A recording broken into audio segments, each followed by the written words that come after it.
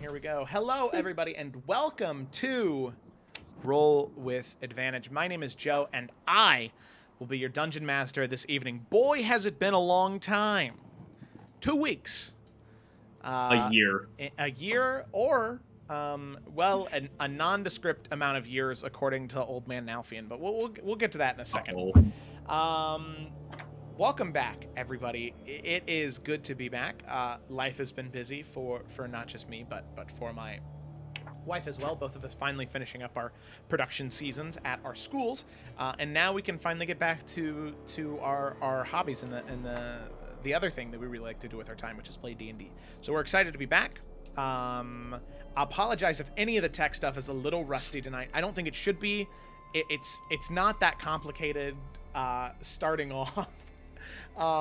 So hopefully we're good there. I do remember that I always want to thank our artists, Gemma, Lisa, Andy, and PT Dat, for the wonderful work that they do for the show. Y'all are great, and I appreciate you greatly. So there's that. And then I think that's all I typically do, right? Is there anything else? Is there a forgotten segment before I roll the intro, or is that it? You sometimes thank Luca and Julie. Yeah, I'll do that. It's been a minute. Here, well, I would like to see the game, guys. I would also like to thank our RWA composer, Luca and Julia, who composed the intro music for the campaign, for the intros, which you're about to hear right now. Yeah, I think, Felicity, they have a GoFundMe right now for something, right? Yeah, they do. I check out their Instagram. It's Luca and Julia. It should be there. Yeah. Okay, check out their Instagram, which you can find on their Facebook page, which is linked in the chat right now. Connections. There you go. Boom. It's like the Wikipedia game. Okay. All right. You can get to the GoFundMe in 4 clicks. All right. Sip of water taken. I think that we should roll the intro, and I think that we should get to D&D, so that way we can see what the fuck is going on. All righty, let's roll the intro and get started.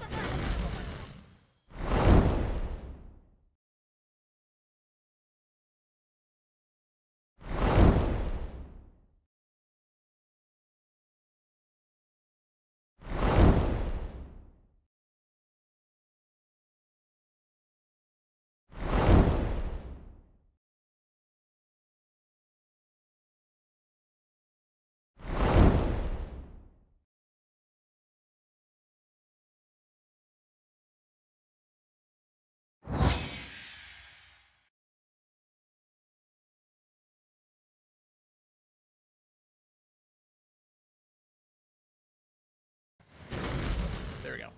We are back. Also, I realize now that, it seems like every time I go to, I was saying the tech stuff was going to be weird, because anytime that I go to re-export an outro or an intro, oh, look at that. Like, thank you, Evan, for linking the thing there.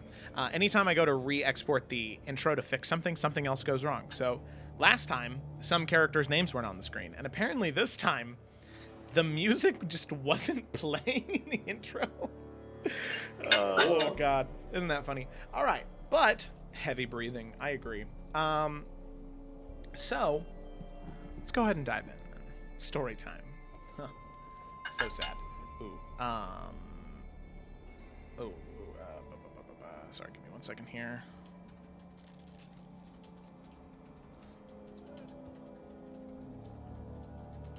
Okay, so last we had left off so many months ago, so many years ago in game time, our group of timey-wimey adventurers had found themselves transported, hurled in to the future. After delving through the dangerous ruins of the Kalukatho clans, decimated by servants of the Dark One, and exacting some type of revenge, at least as far as you all thought, on Daku. This cultist serving the Dark One, trying to lure all of you in closer to him. The Dark One not willing to give up their grasp on all of you as you kill Daku and think that you are free to leave this area now that you finally killed him. The area begins to, that dangerous ruin begins to fill with shades and shadows, the same ones that have been haunting you and hunting you through the excursion in this dungeon. You follow what Keothi thinks is best by transporting yourself through the Waystone and into the realm between. The realm between being an area of interconnected platforms and pillars, a way to move between the material plane, a realm between, walking and traveling hundreds of miles in a matter of hours. And it seems as though, for all of you, you ended up traveling much further away than what you initially intended. After being forced to move by this massive, roiling mass of shadow, you eventually find that there is one area where you can go. There is one glowing light in this desolate ruin, this dark realm in between. You follow the light, you let it guide you, and upon arrival, with the help of Keothi and her translation and channeling of the runes, you walk through the Waystone, and where you appear is, well, not exactly where you imagined you would be.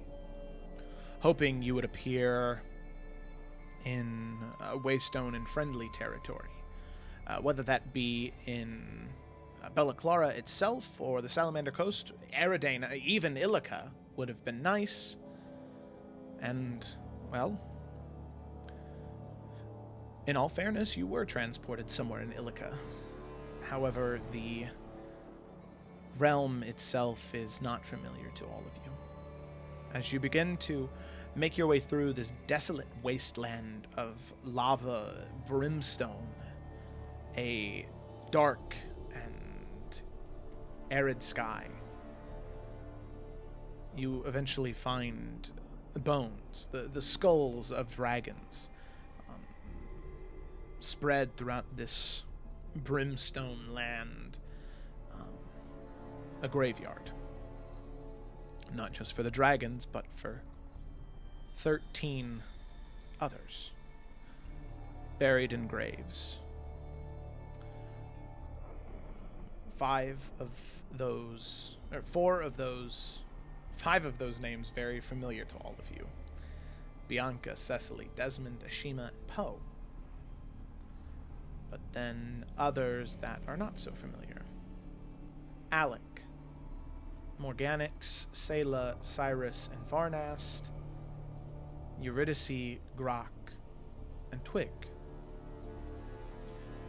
Buried with tombstones, small shafts of wood sticking out of the ground to denote their graves, and strung up on a pole. A high elf man that all of you recognize.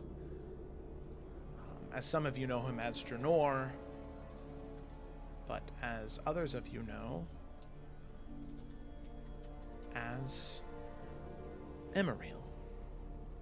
Cecily, your teacher, and the one who tried to help you in controlling your ability to channel. Thinking that this was all that was left, you stare in shock and awe at the horrible visage in front of you, and then exiting out of the skull of that dragon is a man, a dark elf. Hair shaved on the sides, thin white hair pulled back into a knot, a small, unkept beard growing from his chin, upper lip, and cheeks. As all of you stand there, he looks to you with sad, forlorn eyes and says, "Welcome to what's left. Welcome to what is yet to pass." and as he looks up to all of you, you can see that there is this small look of recognition in his eyes, where you can see that, at least to a certain degree, he does recognize you at least a little bit, but all of you have no recognition of him other than the fact that he is a drow. It's really all you know about him, and he's old. Much, much, much older than Luthien. As all of you know that elves barely start to show any age until they're very, very high up in age. And this man must be. You can see that Luthien and Keothi, your two traveling companions, begin to tense up quite a bit, seeing this man. As of right now, he has no weapons on him, just what looks to be a quarterstaff, a walking stick of some kind that he's supporting himself on.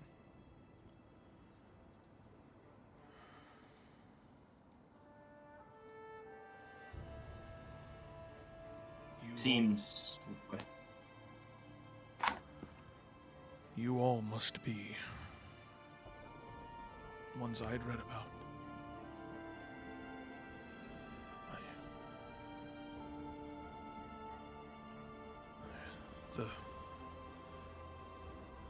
The ones from the Salamander coast, correct? Yeah, we're from there.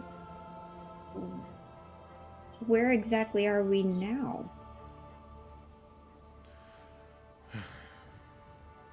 Well, if you travel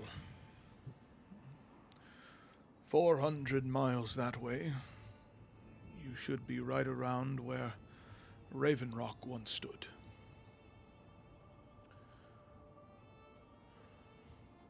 Travel 2,000 miles that way, you'll be near Bromsgrove.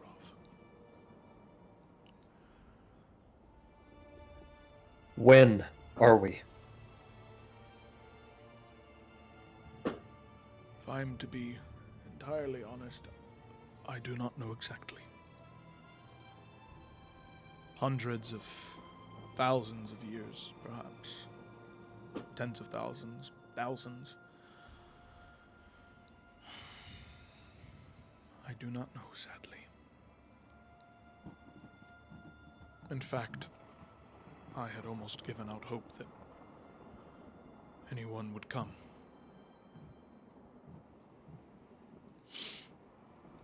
How long have you been waiting?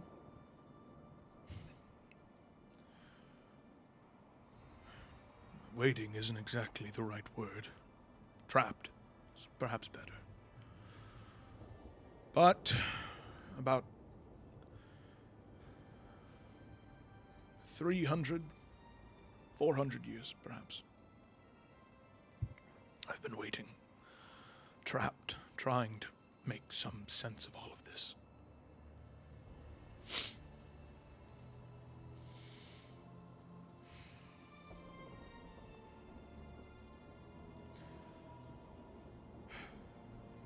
The gravestones here and the markers. Did you bury us? Or are these shadows of things that will be?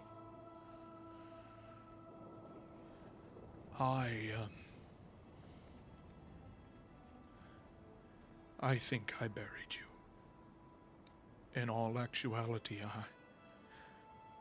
I only had writings to go off of as to where you all perished.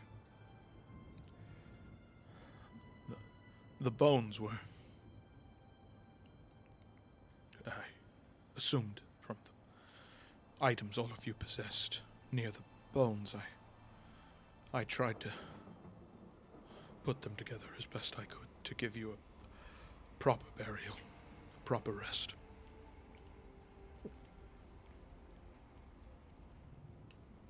Okay, what's the trick here? Why are we here? And also, sorry, our brains are everywhere. And Who exactly are you?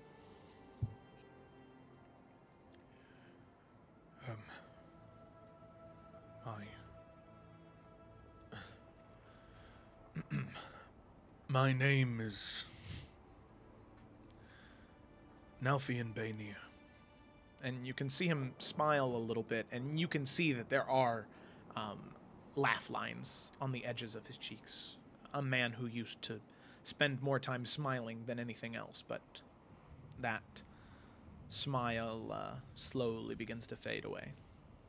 Back to the This is a scowl. long shot, Joe, but as a fellow former pit fighter, would the name Nalfian Baynir mean anything to Desmond? Ooh, make a history check. Yeah. Hey. Ooh. First roll after break is either a Roll. 1 or a 20. That is the rule. That's the rule. Always. That's the rule. It's not bad. Ooh, okay. All right. Well, this Hey. is really good. I only saw the 1. Okay, it was a 15. Cool. Yeah. Okay. So All right, we're fine. you actually would, Desmond. You would recognize him, the name Nalfian Baynir. However, he most of the time went by the Butcher. That was his moniker, his alias in the ring. Oh my gosh, Caleb, what a cool name. Sorry, I just have to. That's good. Anyway, go on. So Desmond, and was there anything else that I would know other than Yeah, he did most. he of has a his pretty fighting. good rep? Yeah. I mean, brutal. Absolutely, the most brutal ever. And you did hear. You would have heard recently in your time in Summer's Rest, like in Water's Wake, right before you would have left, the Butcher and his shadow. Seemingly almost always able to be in two places at once, throwing his foes off that way. And he mostly fought in Iverion, which seems to be where you might be if Raven Rock is 400 miles one way and Brahmsgrav is 2,000 the other way. So Desmond will kind of cock his head at this, still sitting at a pretty 1 HP from our battle. And he'll look at him kind of closely and say, Butcher? Nalfian Baynir? I've heard of you. Well, the pleasure is all yours. You know,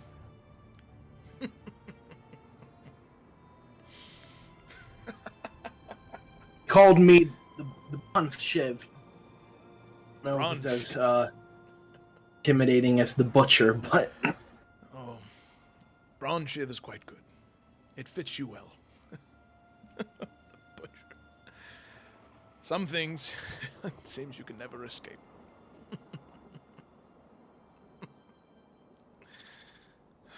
That's a simpler time, truly. Well, in all honesty, there are many things many questions you may have. And I'm sure that while I might be able to answer some, there are some that I still ask.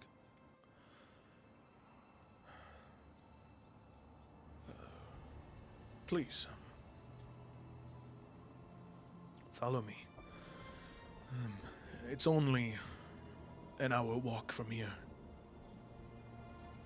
There is nothing to be afraid of, I might add.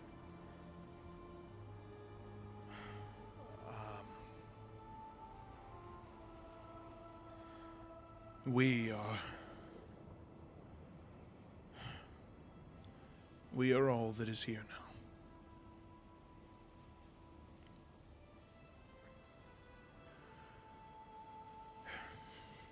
And you can There's see no one left? No. It's just me. And now all of you.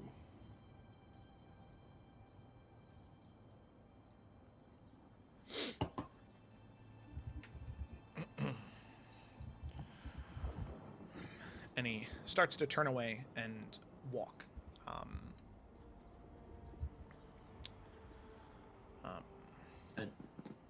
to follow him. Yeah. Imagine we're all dragging our feet, but we shall follow.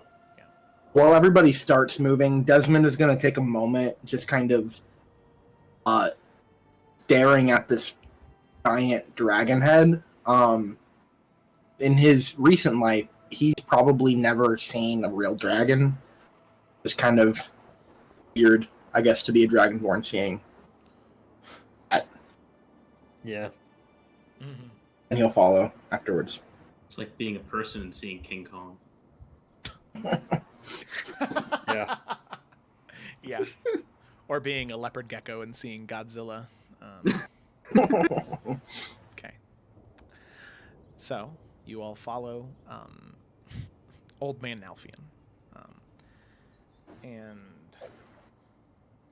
as he walks, he begins to explain. And he says, Allow me to explain what I know, and then, if you have any questions, I will answer them.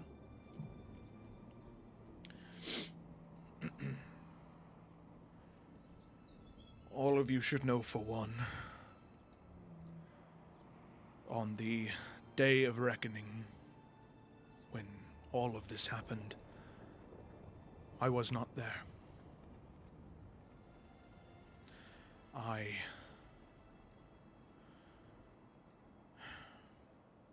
had separated from the ones I had traveled with long before then.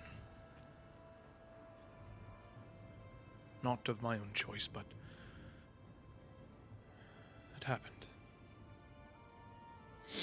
I've had much time to think on this and reflect. So forgive me if I come off as logical and unfeeling. I promise you I still feel a great deal of pain for the sins I committed.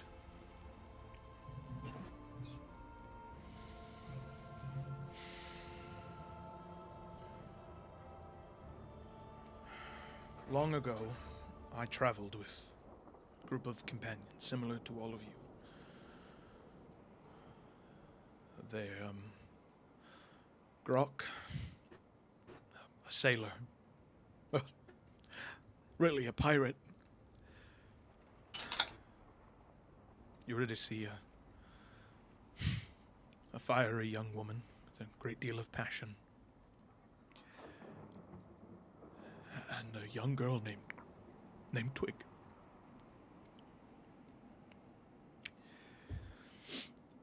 I grew to care for all of them deeply.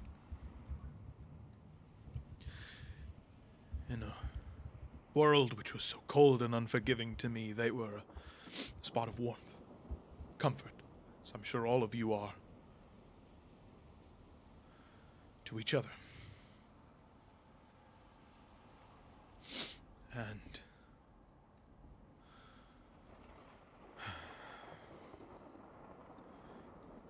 I also, as I'm sure you had heard, Desmond, when I would fight, I could conjure a second version of myself. A shadow. An echo. Thought it was myth, to be honest. I wish it was. I wish it was. That shadow influenced me.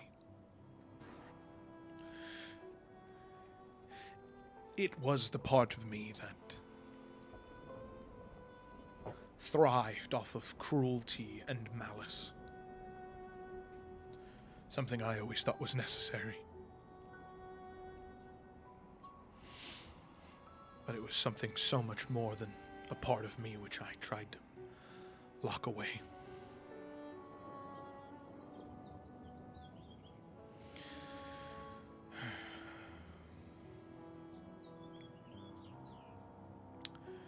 I traveled with these people. And while traveling with them, we met a young man named Brandon. He was a nobleman's son who had his birthright taken away from him because of a prophecy. He paid the price and he lived in hiding. He was as Croc would put it, he was a bit of a soft lad, but he was a good man. He fought brave and strong. He was smart. And even after everything in his life, he could still see bits and pieces of joy.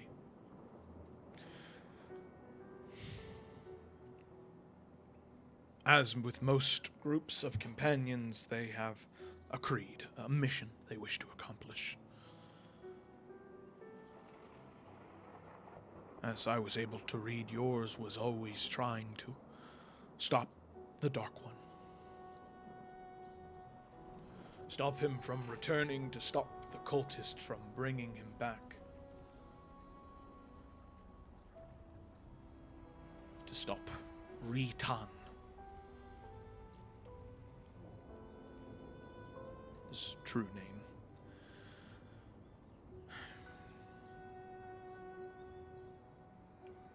Ours was... There was another group dedicated to the return of a house of necromancers in Iverion.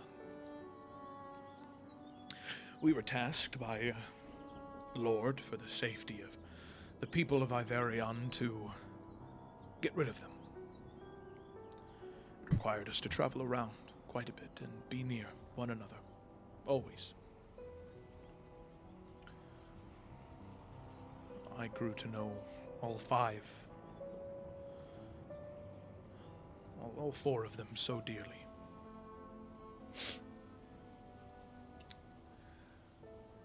But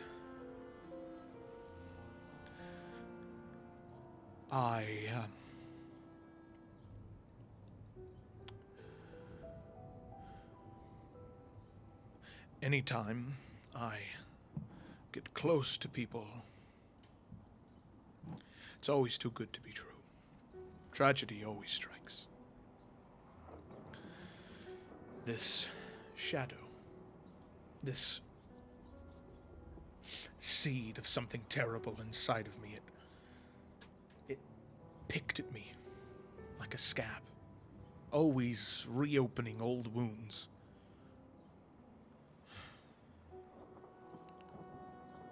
It would see me get close, vulnerable. It would see me start to care.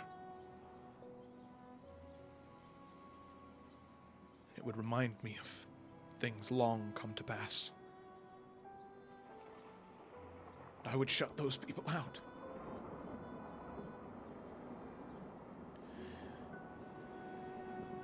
And we played this game of tug and war for a long time. Many, many, many months.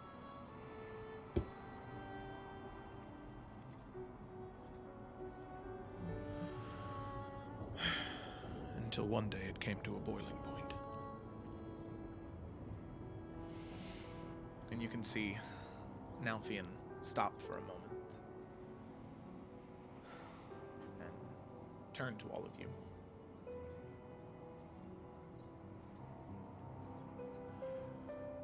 One night, when we were on the ship we were traveling on,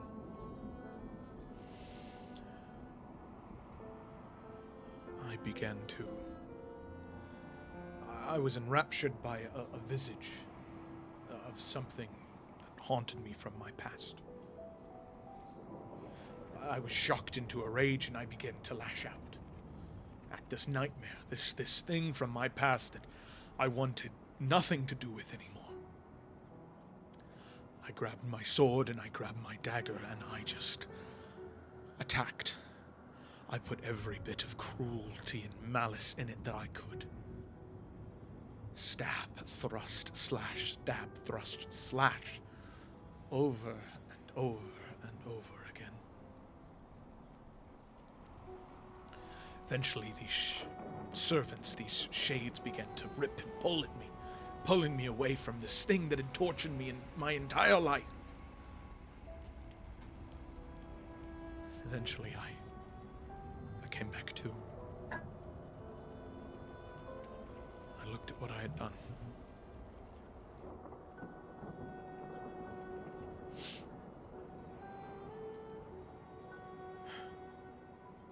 Grok and Eurydice were pulling me off, and Twig was screaming at me. And there he was, laying on the floor. I couldn't recognize his face anymore. He was opened up like an animal. I did that to him. I loved that man. I cared about him. And I brutalized him.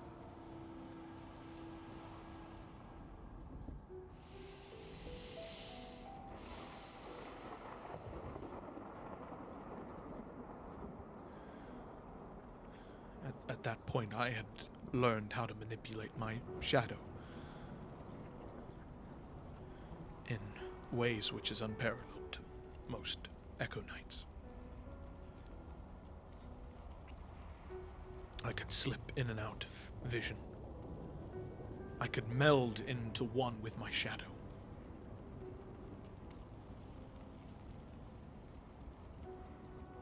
All of them, they were so angry.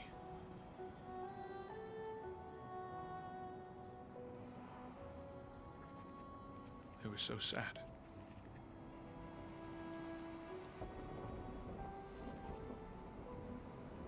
I took myself above deck. I started to scream at the shadow. Why did you make me do that? All I remember is that laugh. It was a game to him, making me feel pain. I lashed out at him.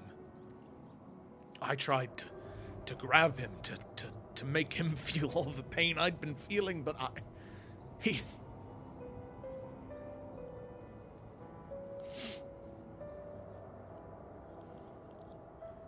In my hubris, I allowed him too much. I let him give me more and more and more power.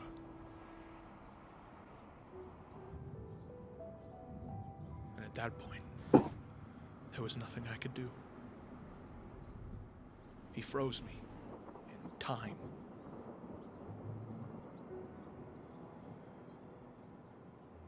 He mocked me.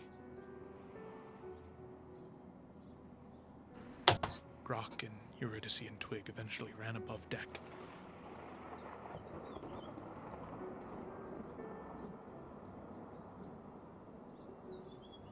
And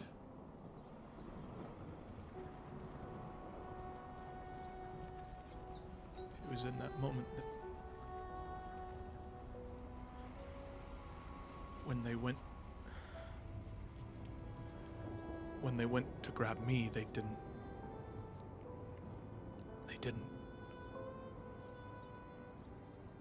go for me. They grabbed the shadow.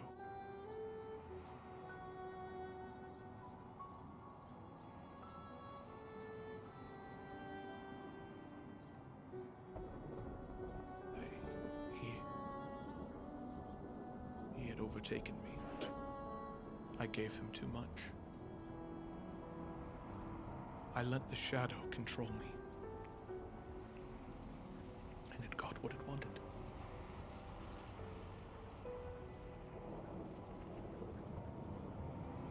He sent me away.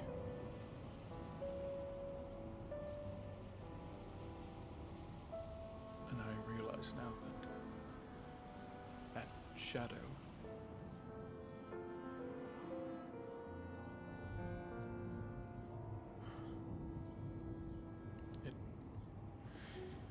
it didn't want me.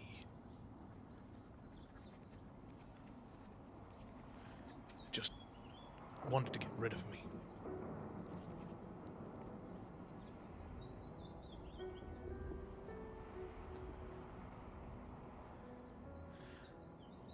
I only have what I'd been able to find, text-wise, of accounts of the events. But Nalthian continued, my shadow, he continued to travel with them.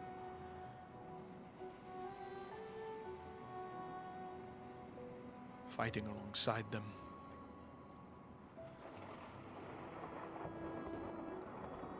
And he wasn't an echo of me from an alternate timeline. Maybe at one point it was, but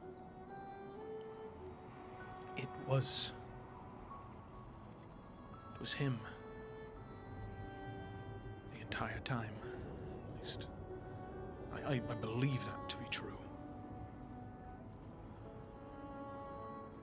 Whether it started out as me and the Dark One wriggled his way into the shadow.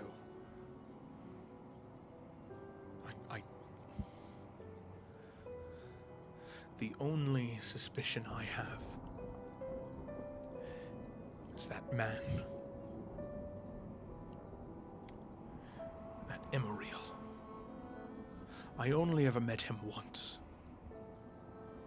But after that moment, things changed.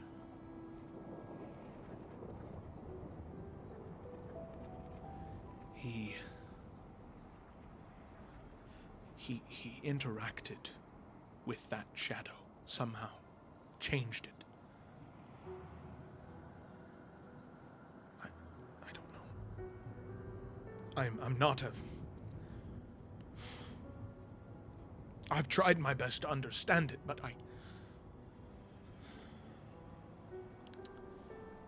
I'm no mage, wizard, sorcerer. I'm a fighter. I'm good at fighting. I learned how to use dunamancy to manipulate time to fight better. And I've been trying to figure out a way to control it better, but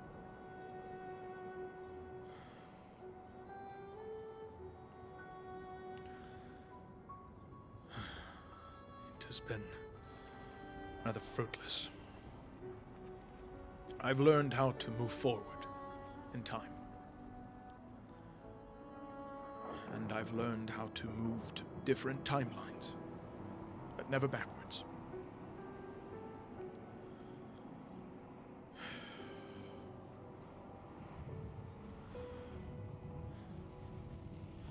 And there's been one thing that has been consistent in all of these timelines.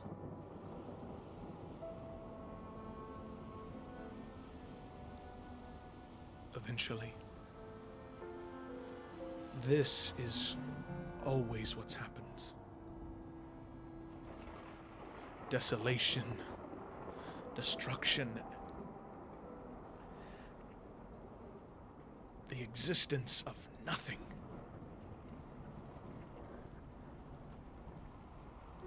This is what always happens. And I hoped that one day someone would come. I couldn't have been the only one. Someone had to come, and you did.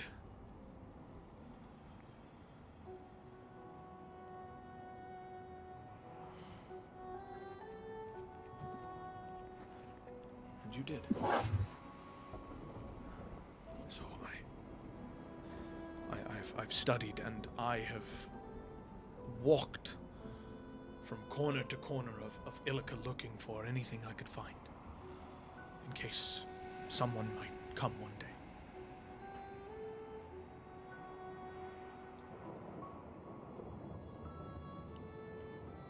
So,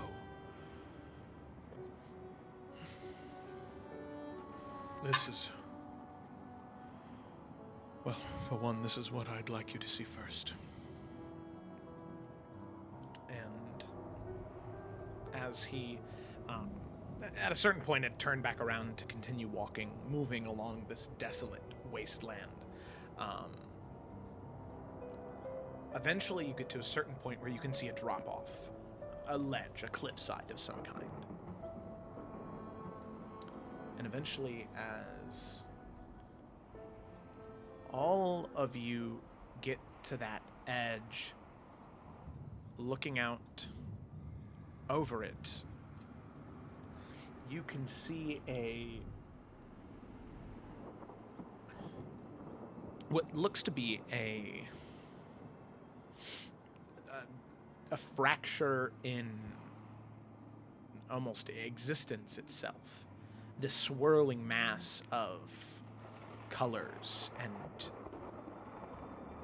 objects. Giant stone islands lifted up out of the ground, swirling around this mass of existence. What look to be maybe city buildings or some type of construction toppled off over to the sides. Massive amounts of rubble and ruin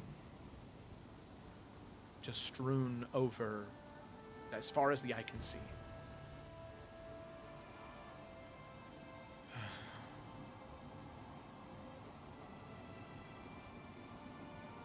This is where it took place.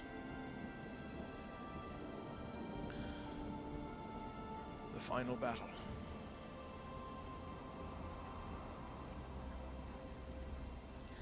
This is where existence was fought for and where it ended.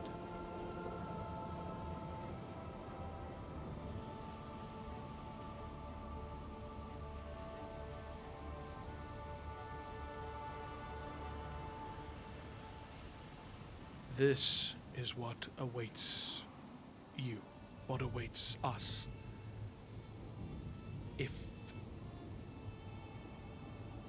these things are not stopped. As far as I know,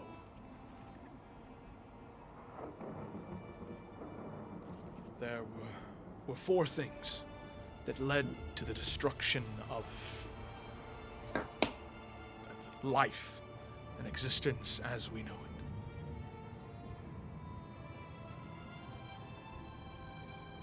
There was the heist of Bromsgrove, and then following shortly thereafter the destabilization of the Salamander coast. That was the first thing that set this all into motion. The egg that was stolen was meant to be the champion, the champion of Bahamut. Something that was meant to serve as a great power to fight against the forces of chaos.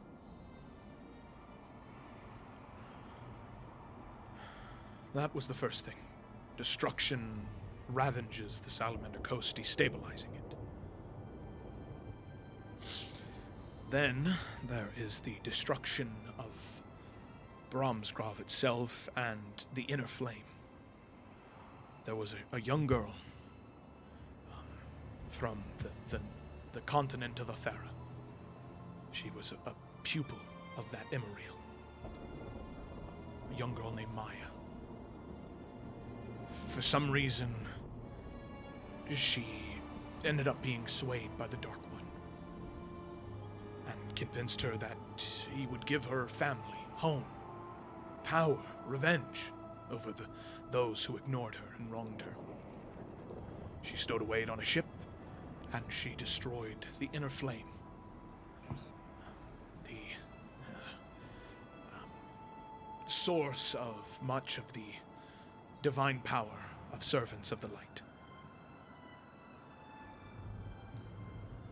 Then there was the return of the 13 and the overthrowing of the rulers of Eridane.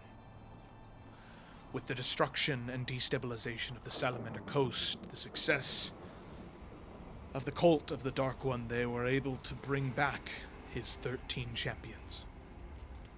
They wreaked havoc on not just the Salamander coast, but on Eridane itself, Tarkir, Iverion, the Wace, and Macavia.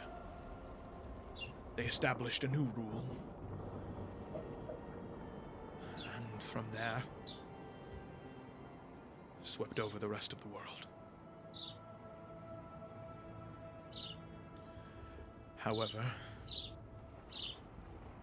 there was one more thing that must be prevented.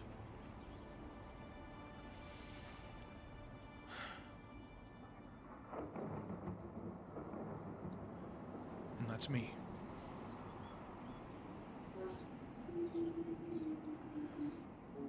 That shadow was corrupted by the Dark One, and its only purpose was to turn me against my friends, my family. Prevent them from doing what needed to be done. You must find me. I will be in Iverion or Tarkir, somehow. You must find me, and you must talk to me. Convince me that the Shadow is a servant of the Dark One, that it made its way into my life, and all it meant to do was influence me and corrupt me, to turn me against the ones that I care about. Now, I know myself quite well, and when I was younger, I was quite skeptical of anything. Any prophecy, anything. So for my growing up, when you find me, there is a phrase that you can say. And no one else knows this except me. I've said it to someone who is dear to me, and I said it to Twig as well, a young girl. That phrase is in Drow, which, Bianca, you would actually recognize the phrase as it's said. Okay. Vredai a lotha suru dos pishi, which means, sleep well, little bird. You are love. This phrase is dear to me. No one else has heard this aside from her. And you tell me that you know this, and you know that the reason why it says you are love is because in Drow there isn't a word for love.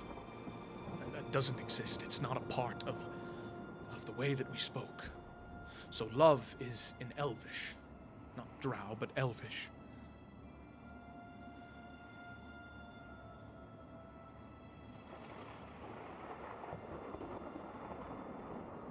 And you know how much Twig and Eurydice and Grok and Brandon mean to me. And that shadow will only ever push you away to serve its own purpose.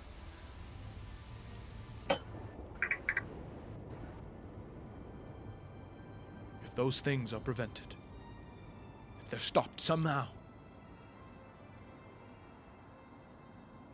still stands a chance to prevent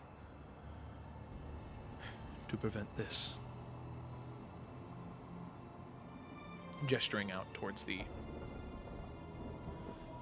roiling mass of destruction and torment, a fracture in reality and existence that stands in front of you.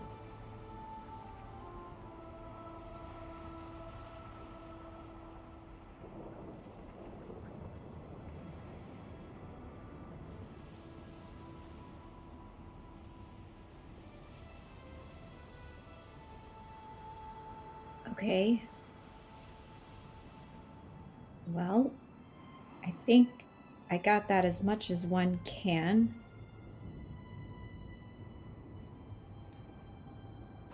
Is that everything? You talked a lot about these Twig and Grok, but there were more names. Who are they? Well, as I said, my reading only brought me so much. There is, for one, all of you.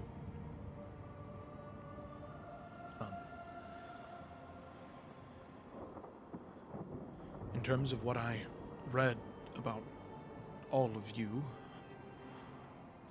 you all grew to be masters in your areas of expertise. You truly were heroes, more so than I ever was. The others, there was Alex Silverfoot, a native to the continent of Afera, and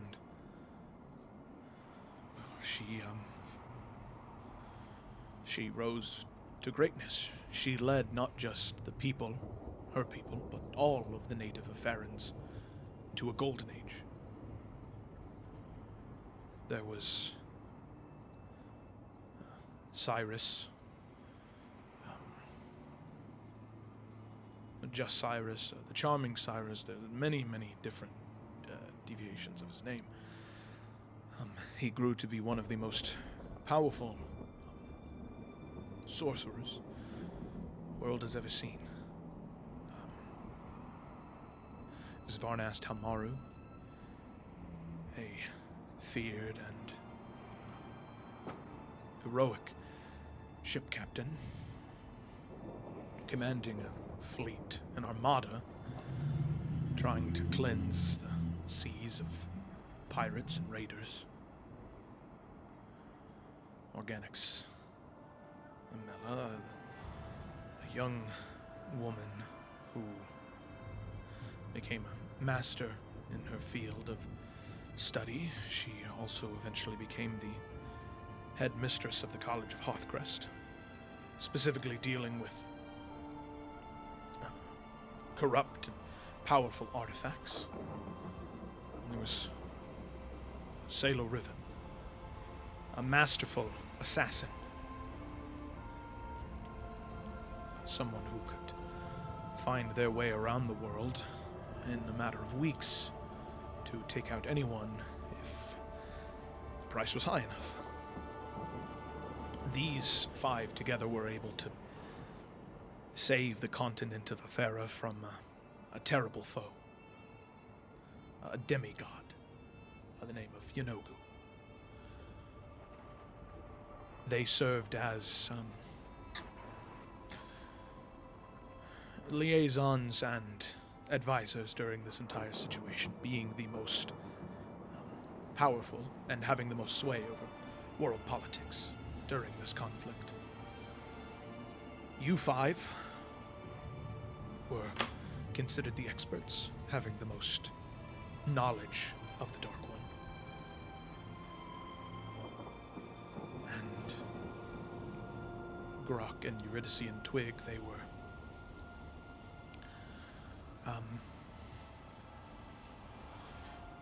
well, they tried, but without myself or without Din, during the fighting, they perished before the final conflict. And with myself, Eurydice, Grok, Twig, and Din dead, the 13 and the Dark One himself, you five and the Wardens of Afera, they were no match, outnumbered.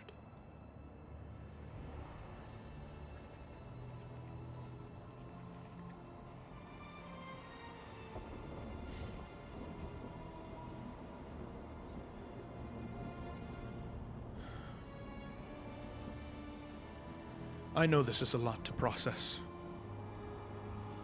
a lot to take in, but you must understand that I do not give you this knowledge lightly. If I had any way that I could fix this, I would.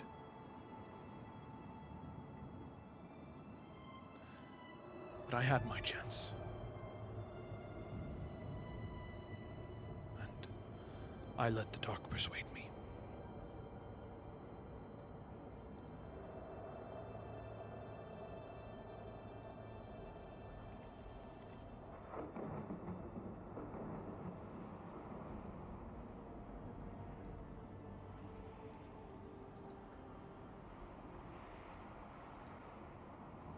Why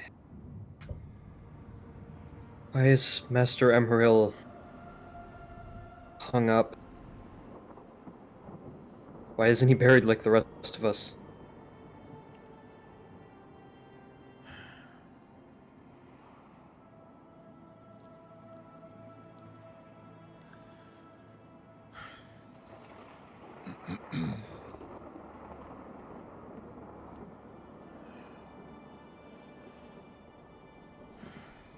Because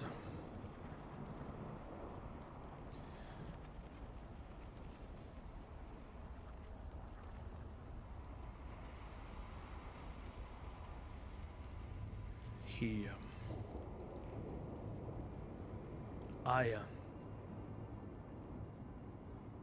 What?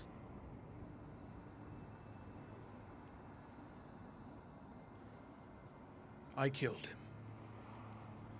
Because he is responsible for all of this.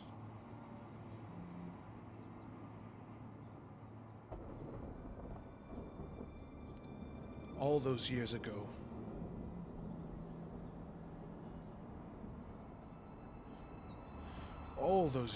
when he came to me in Raven Rock.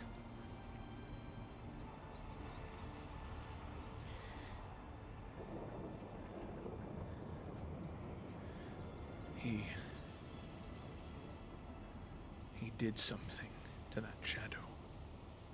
He opened a door for it.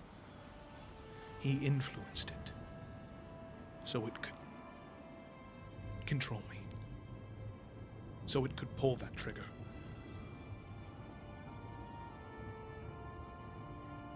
I read about how he had his hands in all of this, showing up all over the material plane, influencing everything he could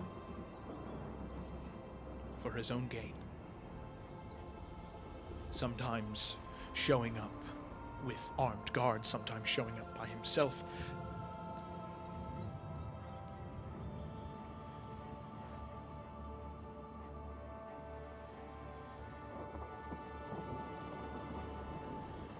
When I first got here, I was a young man, barely over the age of 30.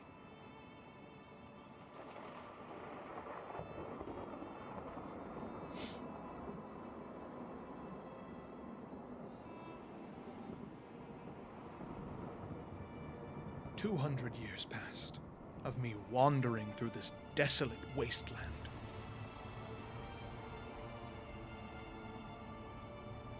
300 years passed. 350, 375 years kept passing and passing. I thought I was alone. Screaming into the void, begging for someone, something, even the Dark One himself, to answer me. To strike me down. I no longer wanted to live in this torment, this hell.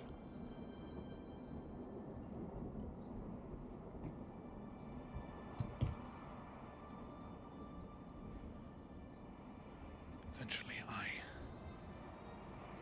found what seemed to be some type of archive, some library buried deep within a mountain. Perhaps one of the old Dowie ruins. I'm not sure.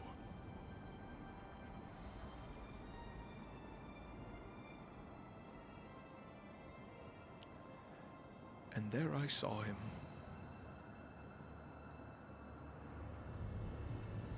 Sitting at a table, reading, drinking tea. as if nothing had happened.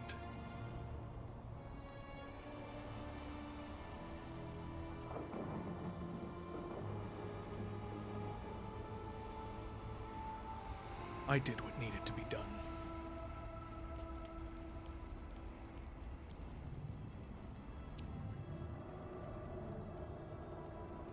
I don't know the full extent to the game he was playing.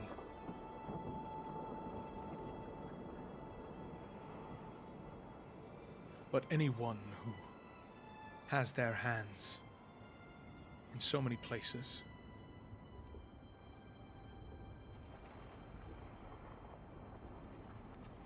they can't be up to any good.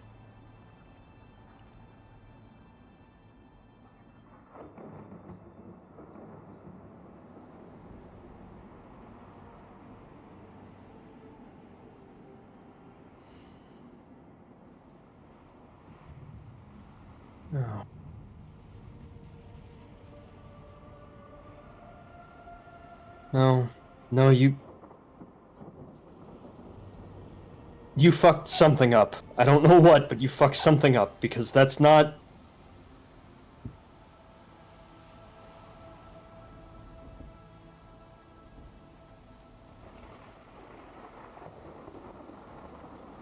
What would he get out of training me?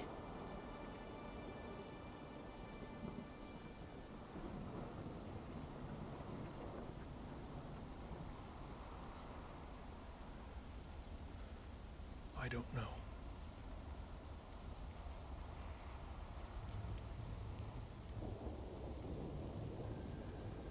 All I know is he got what he wanted from me.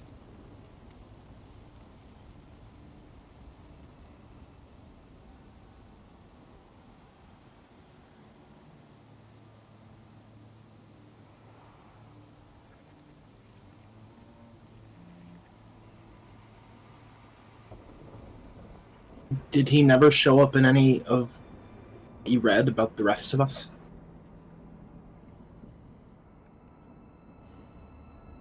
No. No accounts of him being at the final battle. No accounts of his influence in the lives of any of the others.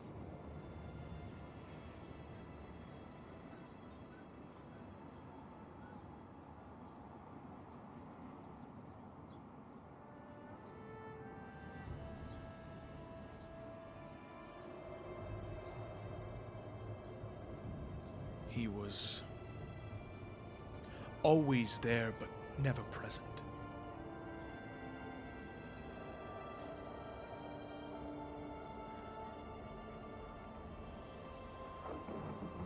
But then, as I said, in the final battle, the moment where he could have made a difference, where was he? In a bunker?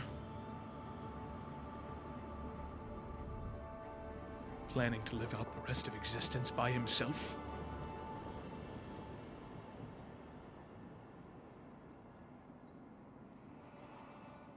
No, this is bullshit. He wouldn't just do that so he could spend eternity...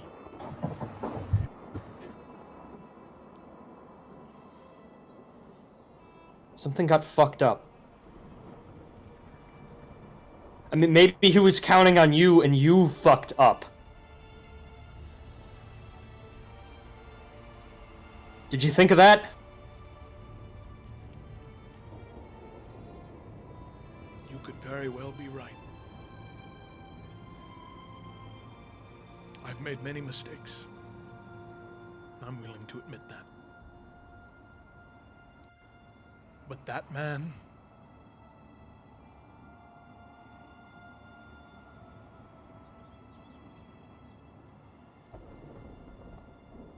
How does one who has so much power at their fingertips can bend and shape reality, choose to do nothing, when there are millions, the billions screaming in pain and agony?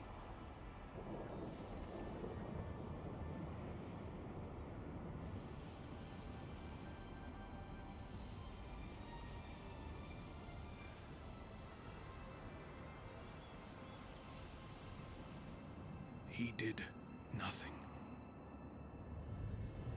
He poked and prodded, and then he waited.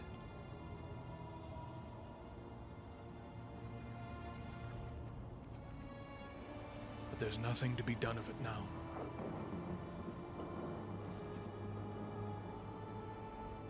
I killed him here, but just as I am alive, then so is he.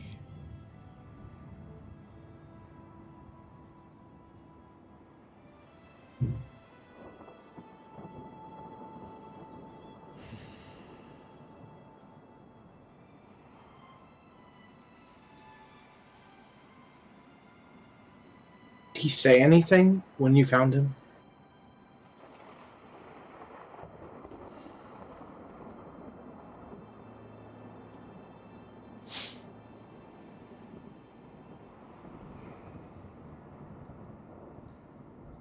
He laughed.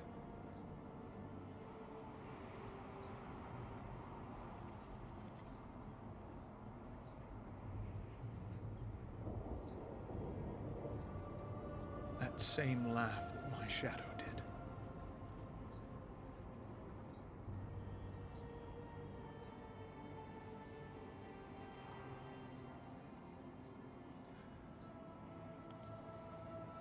But wait a second.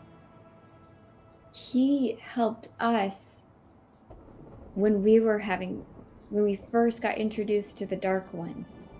He was helping guide us. This feels a little...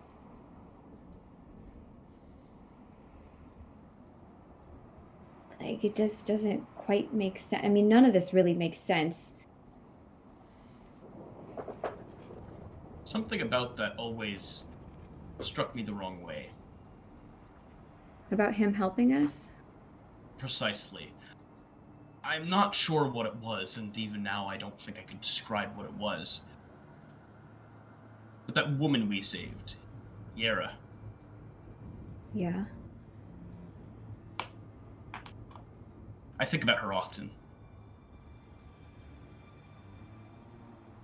And I keep coming back to the same thing.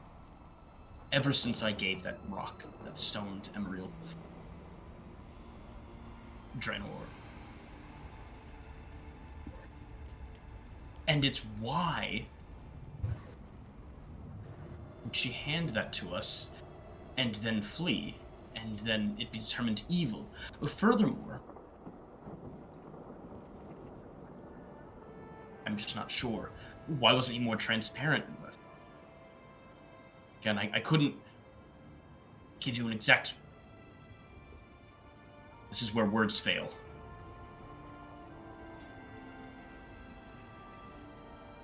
Maybe it's not him. Maybe there's something far beyond our power to understand. Maybe the Dark One is manipulating him as well. What I know is that somehow I believe this kindred old soul, and I think he's had many, many years to think. But every single syllable that he said to us.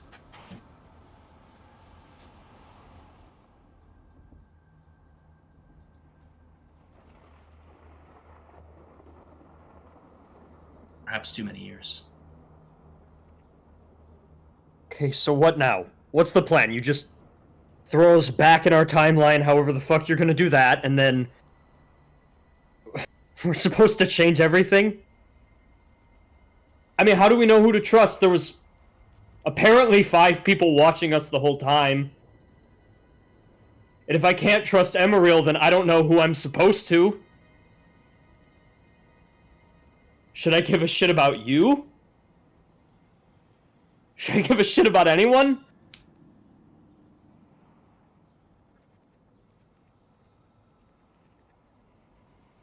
There are 5 of us that you know you can trust.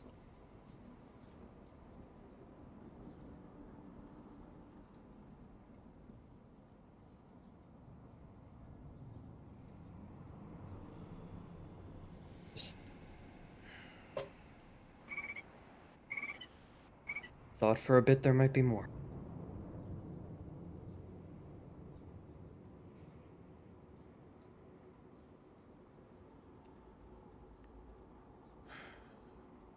She does raise a good point. Are these things preventable?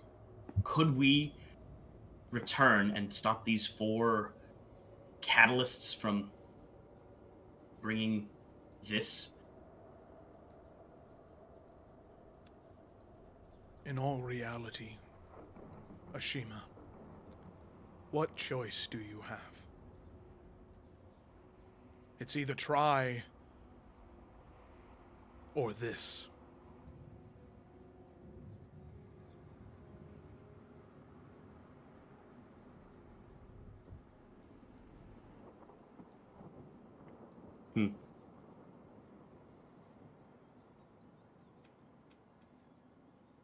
So you mentioned earlier that you were able to move through time, but only forward, never backwards. Are we able to go back now that we're here? From my readings, from my research, when it comes to dunamancy and travel before, there needs to be a tether of some kind. The same as you tie a ship up on the dock to prevent it from floating away. Without that tether, there is nothing that you can go back to.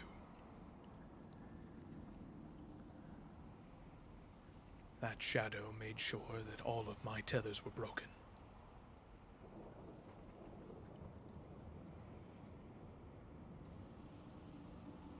Depending on the way all of you got here, there might be a way for you back that way.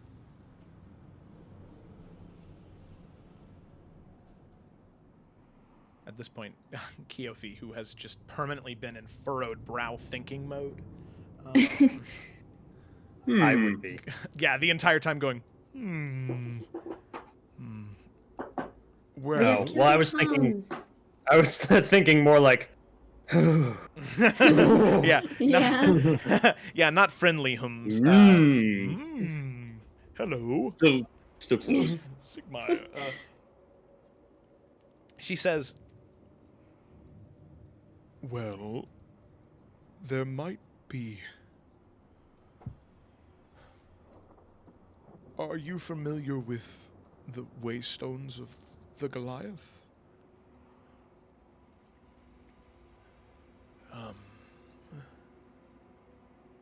No. I am not.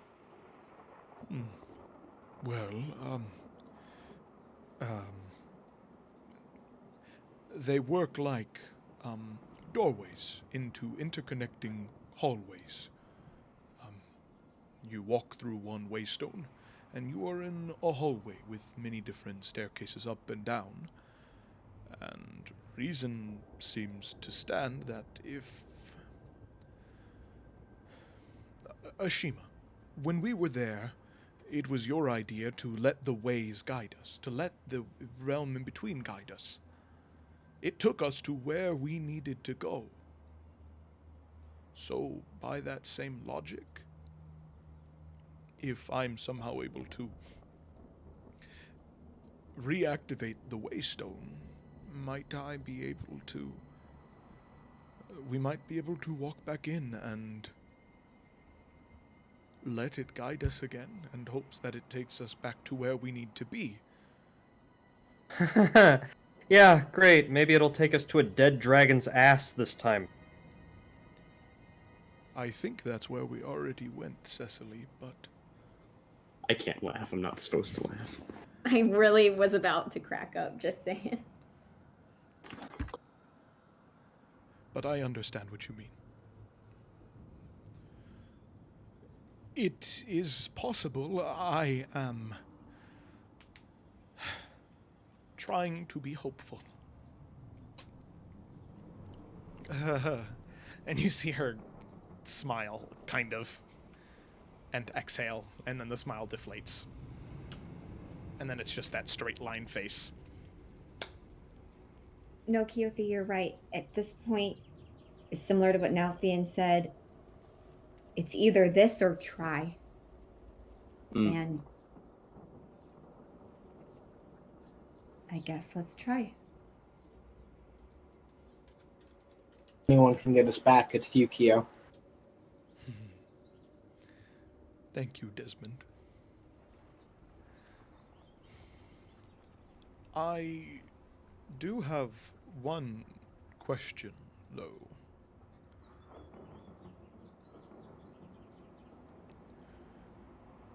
Nalfian.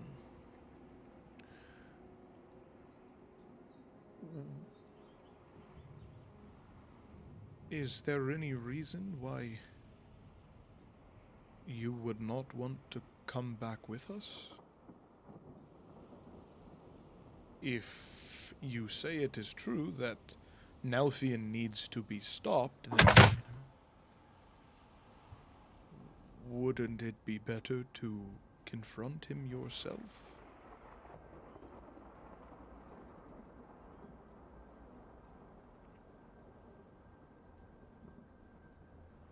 And you can see Keothi kind of look down to the group of you beneath her.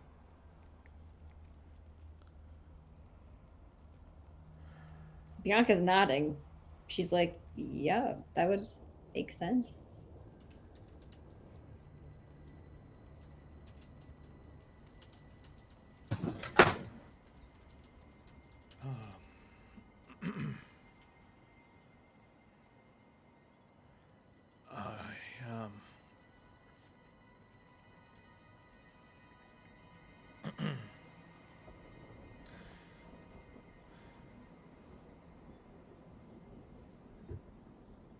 I suppose that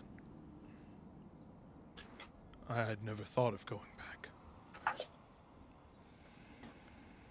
I had always thought that wouldn't be possible for me.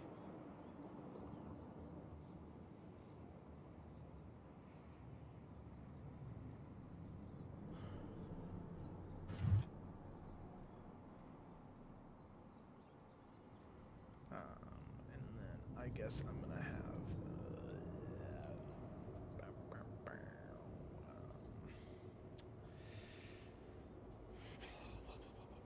Well,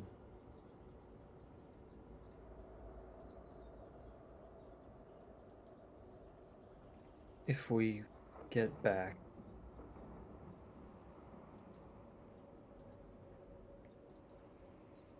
maybe next time we find Master Emeril,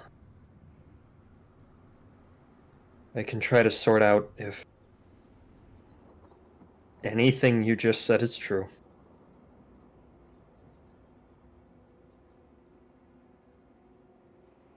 But in the meantime,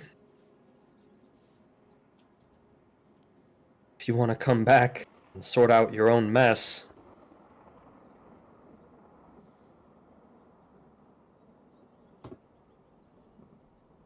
wouldn't hurt.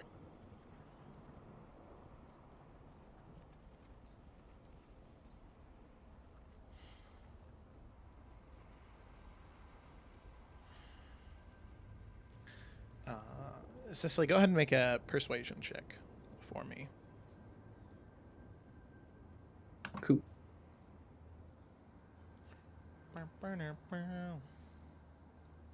That's the one that I'm not good at least as much. Try intimidating him. Get your ass in the portal, man.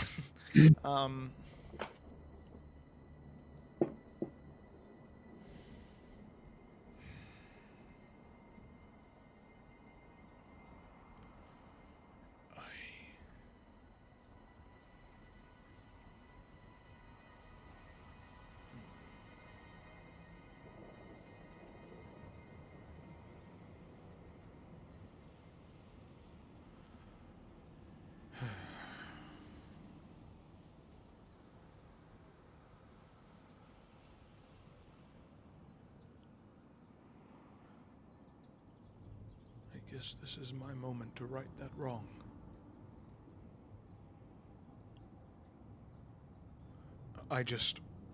My only fear is I have... They do not exist anymore, as there is nothing, but there were once constructs of law that when time was distorted or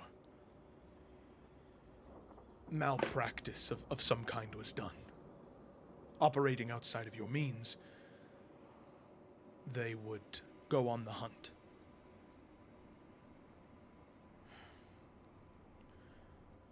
My only fear being endangering them even more.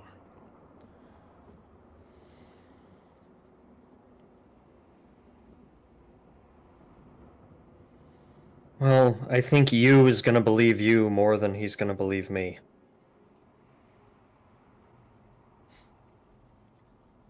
I mean, do you think there's a big enough chance of that being anything up any worse than here and now, I guess?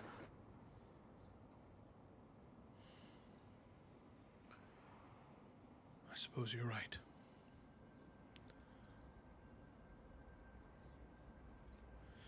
At least this way, if I die, I go out fighting.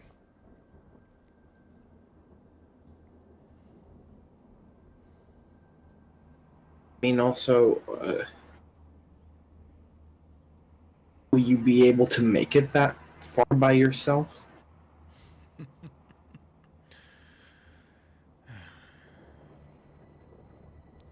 I think I'll be all right. They did call me the Butcher for a reason.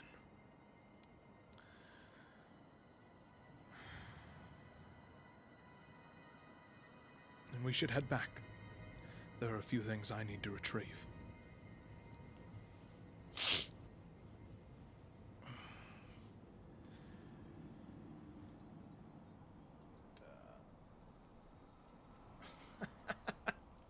And with that, it seems as though you have convinced old man Nalthian to come with you. Hey. Hell yeah, we did. All right. Well, there's that. So, with that, he then begins to walk back towards the skull. Ugh, massive dragon skull. This skull, like, bigger than normal dragons? Oh yeah. Oh, it's Oh huge. yeah. Oh, Yeah, yeah. it Is it became like- very Dakota there for betcha. a second. No, sure. Is it, like, out of the dragons big?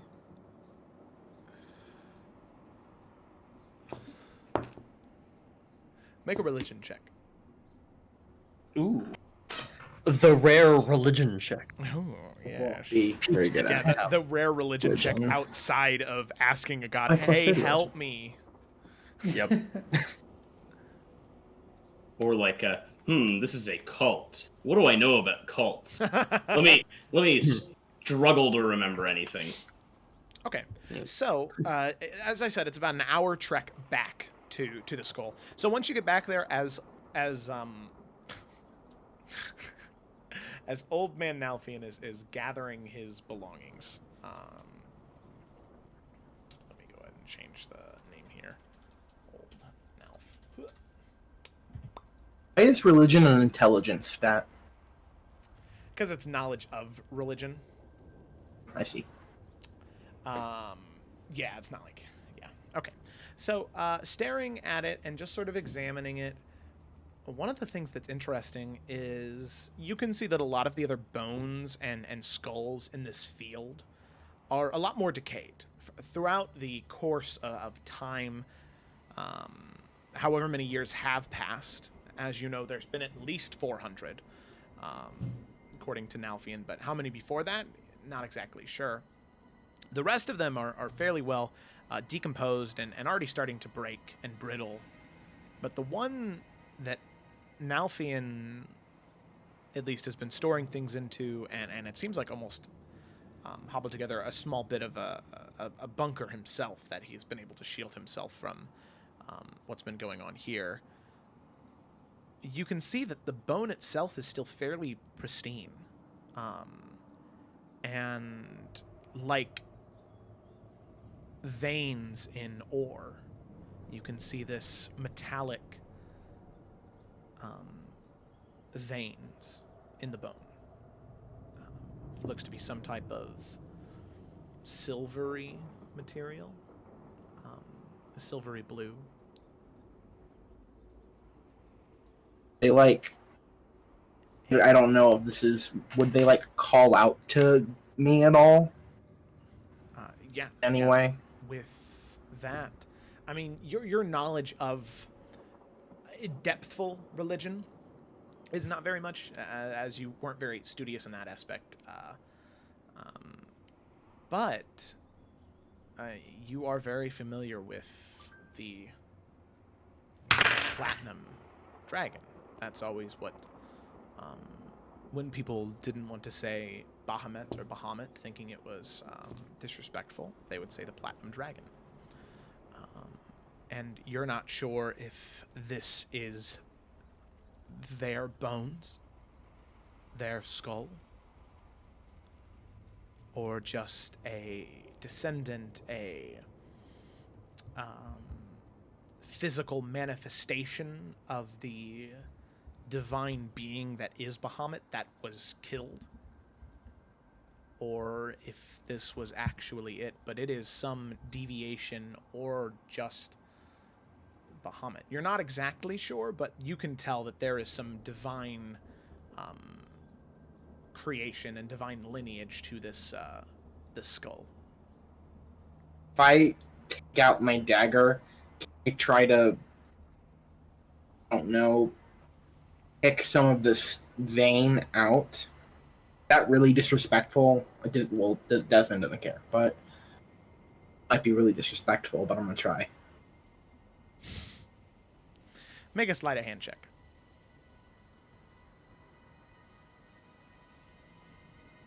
This I'm good at. Oh, I'm really good at that. Yeah, nobody notices. Managed to scrape off a little bit, and nobody notices. We'll say an ounce of platinum Bahamut vein. Oh my god. Market price. I'm sure this won't come back to bite you in the ass at any time in the next several sessions. It's fine. Desmond's tiny dragon, I need shiny things brain just took over for a second. It's like a cannibalistic kind of, I don't know. Ugh. Y'all need to leave him alone. He's having an identity crisis and an existential crisis at the same time. After Desmond does that, I mean- his grave like dissolves. Future Jesus. Oh shit.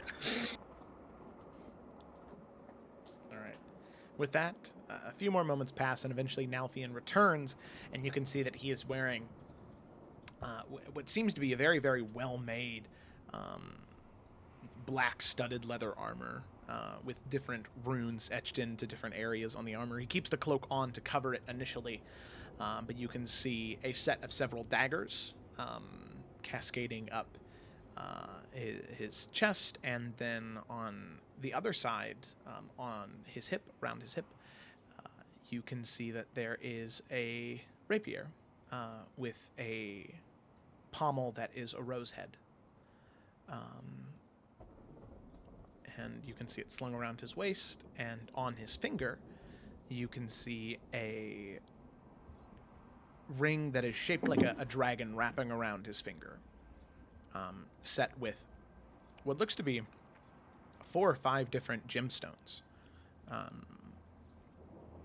that seem to glow, and whenever he touches the blade, gives the blade a similar glow to whatever gemstone seems to be currently glowing, whether that be the emerald, the sapphire, the topaz, whichever way it is, it gives a slight hue to the blade itself. Well, Let's go.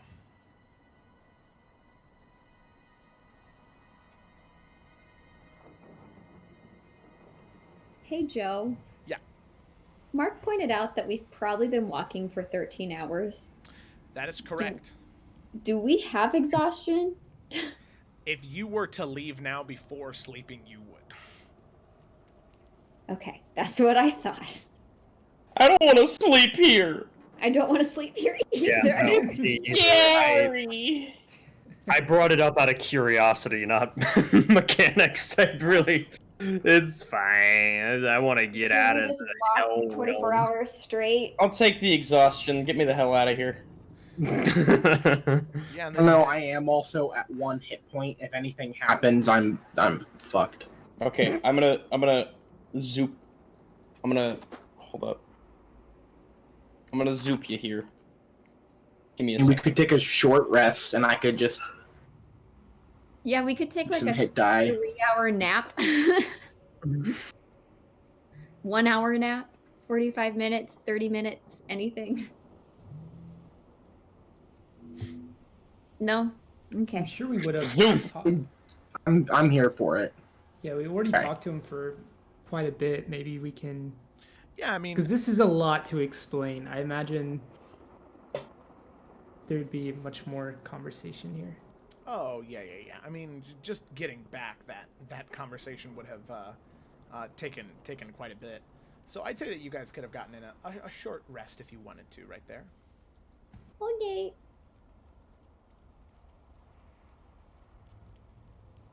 Well, actually, I don't know what my hit points were at since we leveled up and I transferred everything over, so...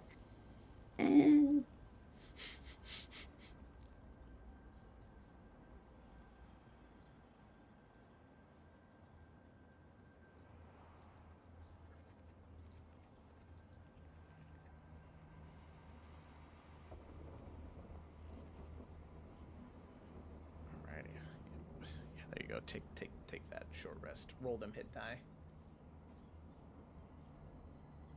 Can I just get like a status report on Luthieus while people are rolling dice? Yeah. Oh, just absolutely like glazed over. All right, so Luthieus, what you need to know is back in session 1. The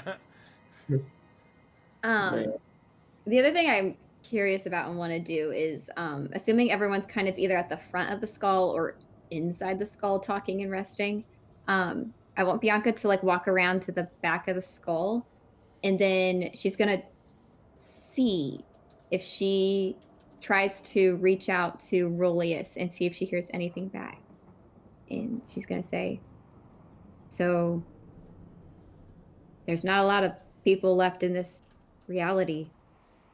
Are you? And just kind of wait. No response. Well, I'll take that as a no. And then she'll walk on back. All right. Very cool. Very cool. Yeah, there you go. Get all them hit die in. Bop, bop, bop, bop, bop. Whoa. Ah. Sorry. Oh my god. Whoa! You rolling real dice there, Evan? This is my bag of real po dice. No. Oh, that's good. Did you throw it Oh, at yeah. the screen? No, I was like twirling it and it hit my desk. That's funny. Man. Okay. All right, well, Hey, while we're resting, how does everyone look emotionally? horrid. Horrible. Keothi's doing great. No, she's Oh, no, just another Tuesday. She is just so focused, trying to put things together. Just trying to. She's playing 8D chess in her head right now. Someone's winning. gotta. No, Because all Cecily's been doing this past however long we've been sitting is going, no, this is bullshit. This isn't happening. I'm gonna wake up. Nope, bullshit. So I'm glad somebody's thinking critically. Desmond feels like what I felt like after O'Hara's Dimensions Oh my lecture God. times Oh, like how to- 1,000, though. Yeah, how to imagine the 10th dimension. Yeah. Yeah, Yeah, except for it's like I'm actually there. you're Yep. in the 10th dimension. Yeah, Poe's kind of all over. it's an the identity place. crisis. He was just mad But- at Lucius, but that's not a thing anymore after this huge revelation. So, Everything from the past feels like small potatoes now. oh yeah, definitely. So that being said, just a lot of processing and a lot of analyzing the graves that he was doing originally. Oh, hey Joe. Yeah. Is the heartbeat ring? Did it stop beating? Yes. Ooh, that's saucy. How does Ashima look emotionally? I think I hear him walking around the kitchen. Oh, no, there he is. Shima went to the other side of the skull and used the lavatory. It turns out Nalfine had dug one back there. Ashima is he's very tired. Yeah. That's fair. Like this is a lot, and he's just very tired. God. It's like every life, there's something. Something, god damn it. Well, Bianca's somewhere. Almost an easy break. She's somewhere between Poe and Keothi on the scale of like everything is small potatoes, yet trying to figure out anything. That's how she's doing. During this short rest, while we're sitting here waiting for Nalthian, Desmond's gonna plop himself on the ground and just kind of sigh and say, "Remember when all we were doing was killing rats?" Ah, Are you nostalgic about killing giant naked mole rats? Leslie, what do you fucking think? You think nostalgia is what I'm feeling right now? Bianca's laughing. Yeah. Cecily's just gonna... Like, she looks like she has like 5 witticisms that she's about to come back with, and then she just... No. And she'll just kind of crunch up in a ball. In a stress ball. Remember when one of our biggest problems was that Cecily was blue? Bianca also starts laughing at that. Well, she's still blue. Just, Thank Welcome. you, Cameron. He Ashima... said that a little bit laughingly too. It's like this awkward post-stress laugh. Ashima, is there any remedies for being blue? Got any of those that would work in this circumstance? in pigment variety, as we've discussed, no. As far as individual circumstance, and Dashima's going to reach into his little side satchel, and there's a little compartment in the back that he's going to unzip. He takes out a couple of things. There's a little itty bitty. It looks like a whistle of some sort. A tiny little, poke sack bag, like a flannel pattern, and a corn cob pipe. And he opens up the sack and sniffs it and goes, "Excellent." And he starts packing and then tampering little corn cob pipe. Now, Cecily, I hate to ask, can you produce flame on command?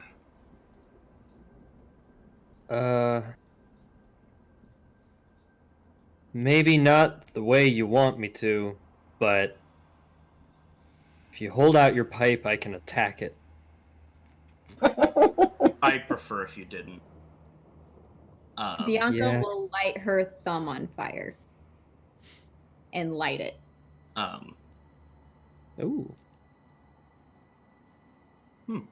Handy. And he'll recline back like the original Ashima art from way back when. Hands behind head.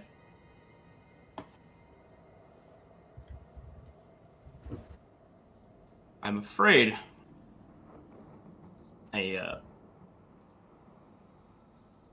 pops it out of his mouth. Cecily, that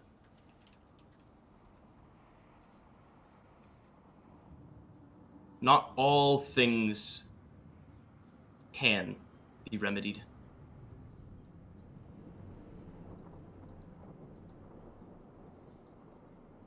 And he goes back to his pose.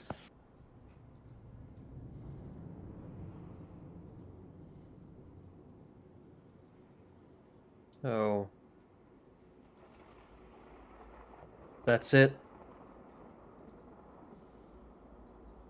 This is just life now. We just deal with knowing that this shit happens if we fuck up. He does like a sit up and comes up to his knees. Says, "Were life perfect, life would not exist. We would all be one Unitarian consciousness. Before, like we were before the gods, before there was energy, before there was ki, before there were dragons. But that too came to an end.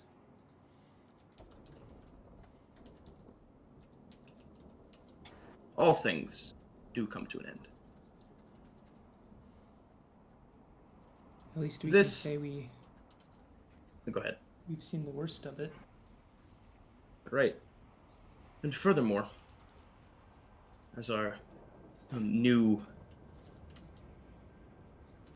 time-traveling friend has told us,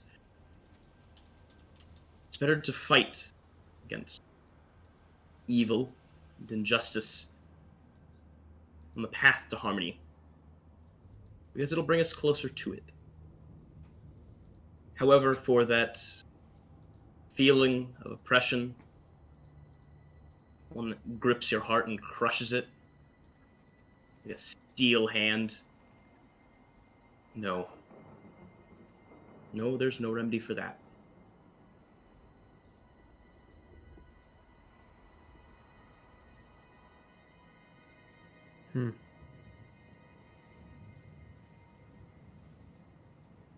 You know, there's lots of stories of people saving this world over and over again. And I bet they have felt like how we felt or feel now. And though I never thought any of this would ever happen, I guess if it's gonna be someone, it's gonna be us. Because if it's not us, then who will? And if the world has almost been destroyed countless times, what's one time more?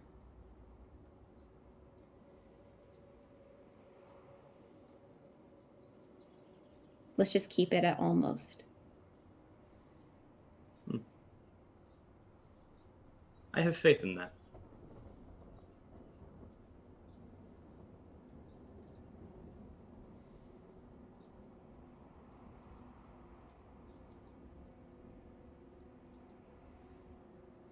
And with that, Nalfian, at this point, exits the armor, the ring, the weapons, ready to go. All of you sort of pick yourselves up, caught your breath a little bit from the moment you arrived. You begin to make your way back to the Waystone. Eventually, you do arrive back to where you entered. The roiling fields and rivers of lava, the skies cast over in shadow, the giant pillars of stone, almost like giants' hands reaching out towards the sky. The waystone, you can see Keothi now having a better idea of how to use them from your first encounter with the shadows in the ruinous area of her people.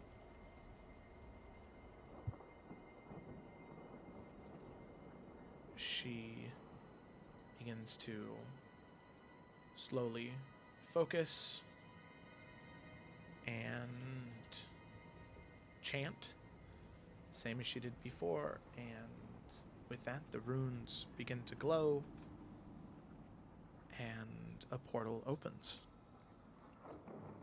And she looks back to all of you and says, Well, that at least is a good sign.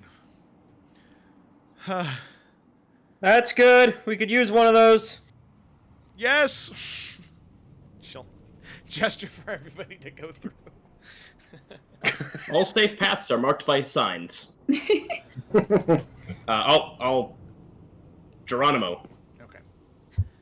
Some charmingly dumb dialogue. I was a fan of that. All right.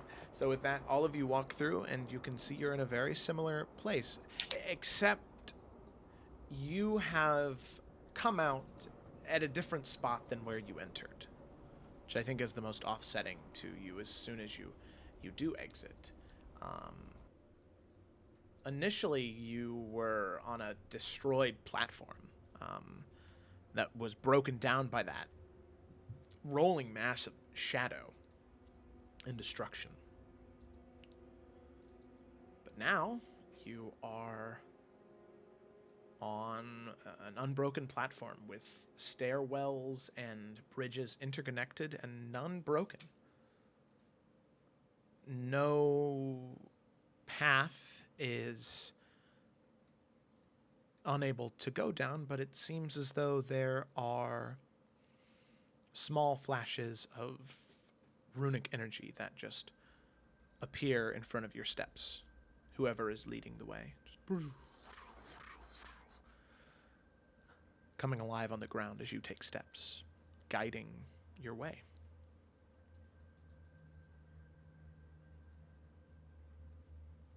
This time, we don't have to dig around for a couple hours to find our way. We can just go. I wouldn't take it lightly, though. How often, Keothi, were elders guided this way?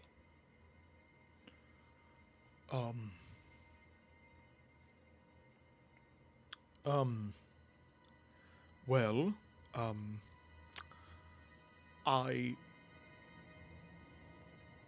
I do not know. The knowledge of the ways in the realm between is not very in depth, as it's mostly told to stay away, as there is dark things that happen in here, as we have already seen, and well, I don't know if this is. It seems good. Do the runes, are they like simplifying anything? Does it seem positive?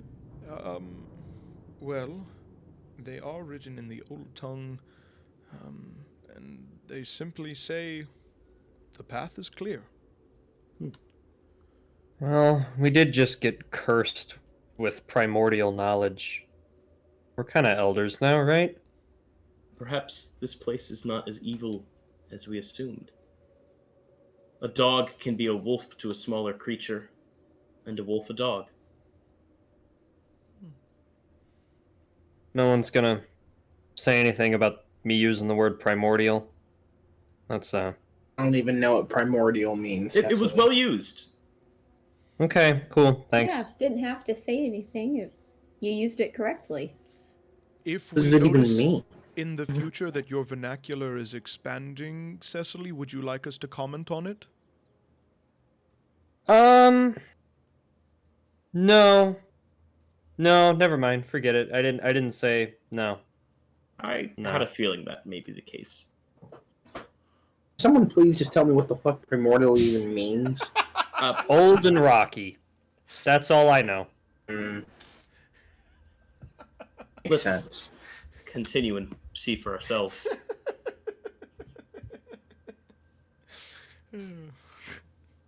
Sorry, I liked that a lot.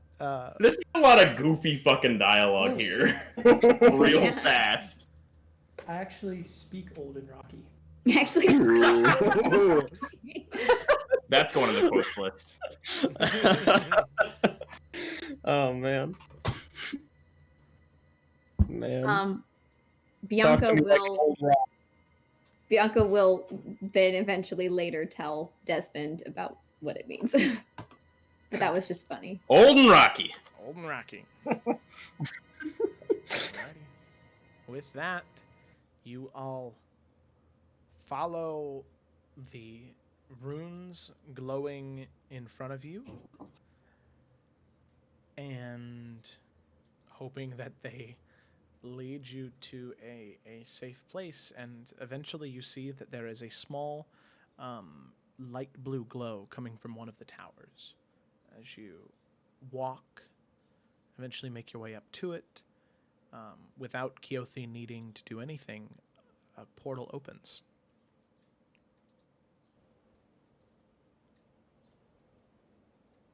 And Keothi looks to all of you and breathes in and then exits through the portal.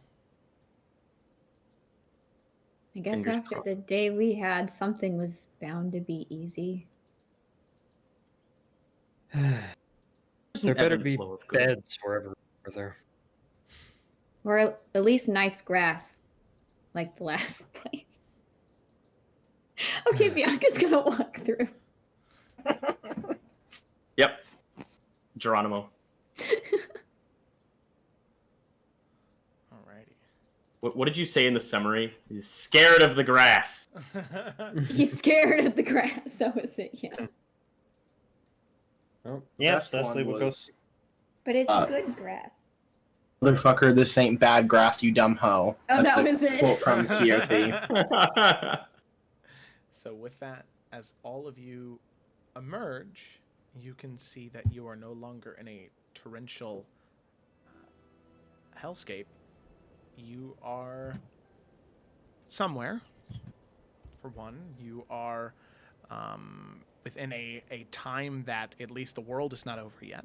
You're not exactly sure when yet. Plus, There is life. There is pine trees growing, snow falling. And you are pretty sure that you're in the Salamander coast, at least a little bit. Desmond rolls in the snow, falls to his knees and rolls in the snow. He'll just say, "I never thought I'd miss being cold." And then he'll immediately stand up and say that he's over it again. This is.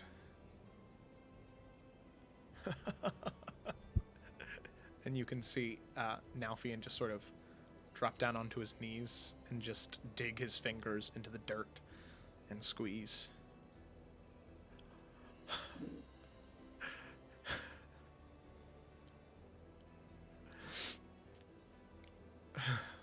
And is just beaming with happiness.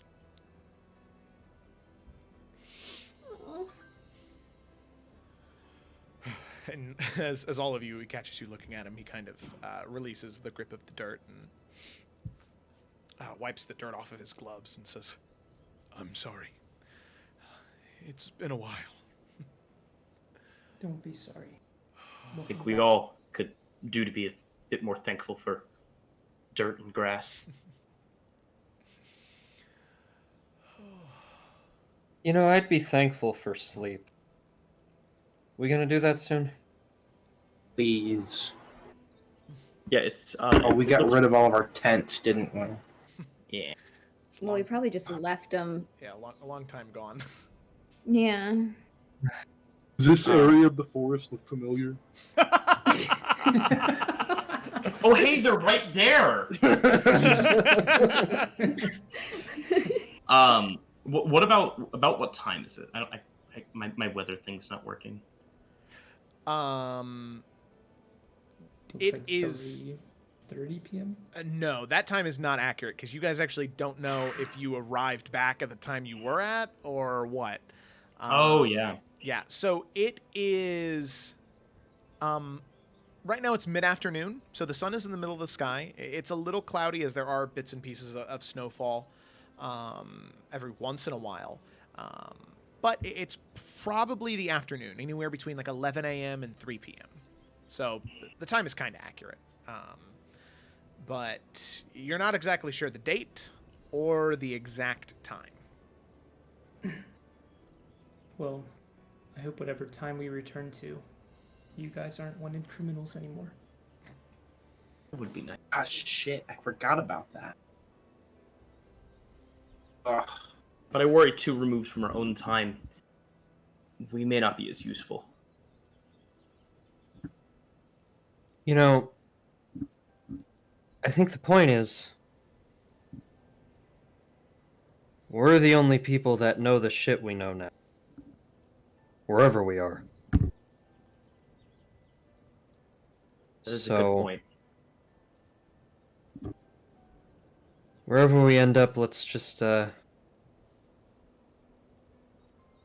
don't know, stay close and not talk too much, give shit away.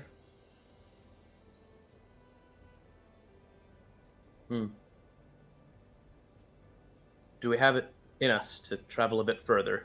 Should we rest here? I think we need to keep going. At least till nightfall. I don't think it's too far. And she'll keep walking, but she's doing that. Okay. I'll the spare all of trees- you. We know if we're even in Bella Clara right now. No. We tell. I will say Uh-huh. it's noticeably colder than when you left. Ah. Well, that could mean two things. Right.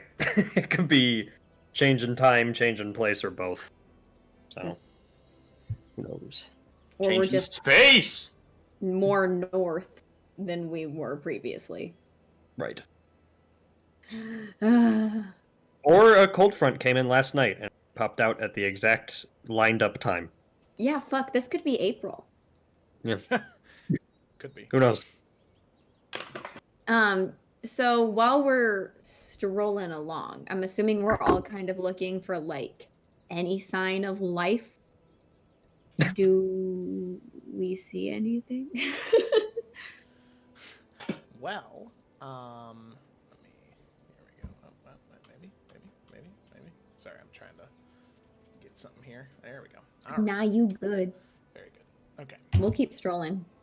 So eventually, as you're walking,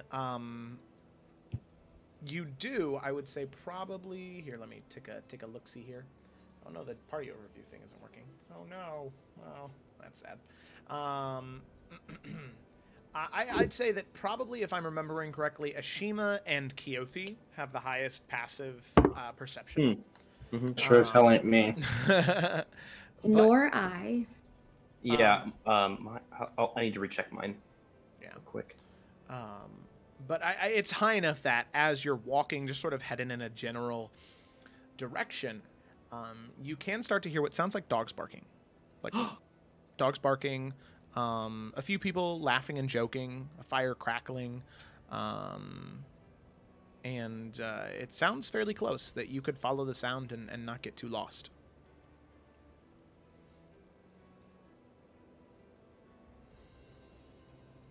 That's like normal people. Well, I before we go that way, am I able to tell? I know I just made the little idiom up on the spot about dogs and wolves, but can I tell these from dogs Yeah, they're dogs. or wolves? Okay, cool. They're dogs, yeah. I was just thinking about the wolf cult, so Yeah. I think we'll be fine.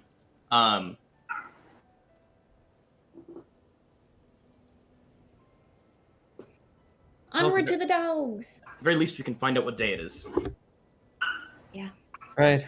Or what year it is. Can any of you hear my dogs barking in the background? Because that's just kind of funny. Yeah, I can. Just a wee bit. Bye, Joe. Oh, now they're louder. You said something. There they are. I just wanted to give you guys some ambiance.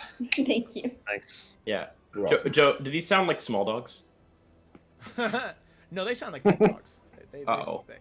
Sadly, there's not that much verisimilitude. Word. These are my hunting chihuahuas. So, all of you make your way towards the sound, and eventually you can see maybe a group of 10, 15 people gathered outside of what looks to be a tavern along a road. You can see all of them wearing heavy fur cloaks, pelts draped over their heads. You can see a stone fire chimney coming out of the center of this building, a giant stag's head that is decorating in a very ornamental way the entryway to this place. Seeing you approach, you can see one man standing next to what looks to be about 3 huskies, very large, aggressive dogs. Sees all of you. He picks up an axe out of like a stump that was sitting next to him. He says, "Oh, hey, hold there. What are you doing approaching from the woods like some strangers? What's going on here? Why not from the road? Can I help you?" Simply Hello? put, we're very lost. Oh, I can tell from your accent. Yeah, you're very lost. Yeah, come on over. Welcome to the Traveler's Respite. And you can see he just, like, slaps the axe back down into the wood. Please, warm yourself by the fire. You look cold. Wear your jackets. Don't you know what the weather is out here? Yeah, come on. Hey, come on inside. Let's go. Let's get you some stew. Let's get you something. Look at you. That one right there with the scales is shivering off to death. Come on, follow me. Bless this man.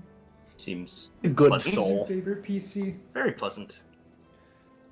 He's my backup character. And I'm gonna... Cecily, just as we're walking in, is gonna make her way up towards whoever this person is, and just... Is there bread inside wherever we're going? oh, of course there's bread. We've got lots of bread. Okay. Can Like- you set all of it aside for me? Cecily, we really shouldn't infringe Half. on this man's Half of hospitality. it aside. How about 3 A loaves? quarter. Is 3 loaves okay? They're sourdough. Make it... Oh, fuck. Ah, Okay, make it 4 and we're good. all right, but you have to pay for the 4th one. Yeah, one of them will cover me. Oh, pleasure to meet you, young businesswoman. Name's Ingvar, by the way. Hey, cool. We're, lost. That's who we are. Oh, that's you are, dear traveler. Well, good thing you found it. Welcome to the Traveler's Respite. Please, we got some rooms inside. All you need look like you need a little bit of warmth in your bones. So, Please. oh yeah, get in, go, and he opens the door for all of you, and you were just hit by this like flame of warmth that just comes over your entire body, almost like that snow just begins to melt instantly. As the cold wasn't, you were so warm being in that torrential hellscape that now being in the cold, it is like snapping back and forth, just absolutely overwhelming. But being back in the warmth in a very controlled environment, the smell of freshly seasoned meats, freshly brewed ales, and freshly baked delicious bread. Oh, so good. So good.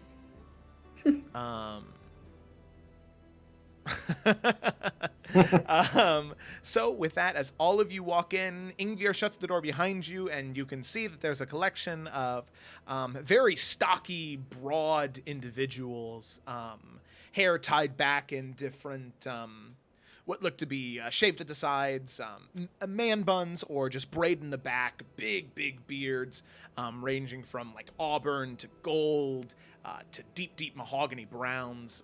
Like I said, very broad and stocky individuals, all of them, men and women alike, just very built for living off of the land and living in this type of weather. All of them sort of look warily and look to Ingvar, and Ingvar says, "Lost travelers." And all of them go, "Oh, you fucking lost, were you?" And they just start laughing at you as you come in. And with that, all of you sort of gestured to one table. Ingvar sets you down there. And you can see that there are different people who are just sort of looking at you and go back to what they're doing. Not in a mean or condescending way, just sort of like, "Oh, it's an interesting group of people. All right." So, with that, as all of you are set down, eventually there is some warm stews, some warm bread, some meat, and some drinks that are brought for you, set down at the table. Ingvar sits down at the end of the table with all of you, crosses his hands, sets them down on the table, and says, "Well, you look like you got quite the story to tell, huh?" And he smiles, waiting to hear what story you have to tell, and there is where we're going to go ahead and take a break. Woo! Yeah. We're alive! All right.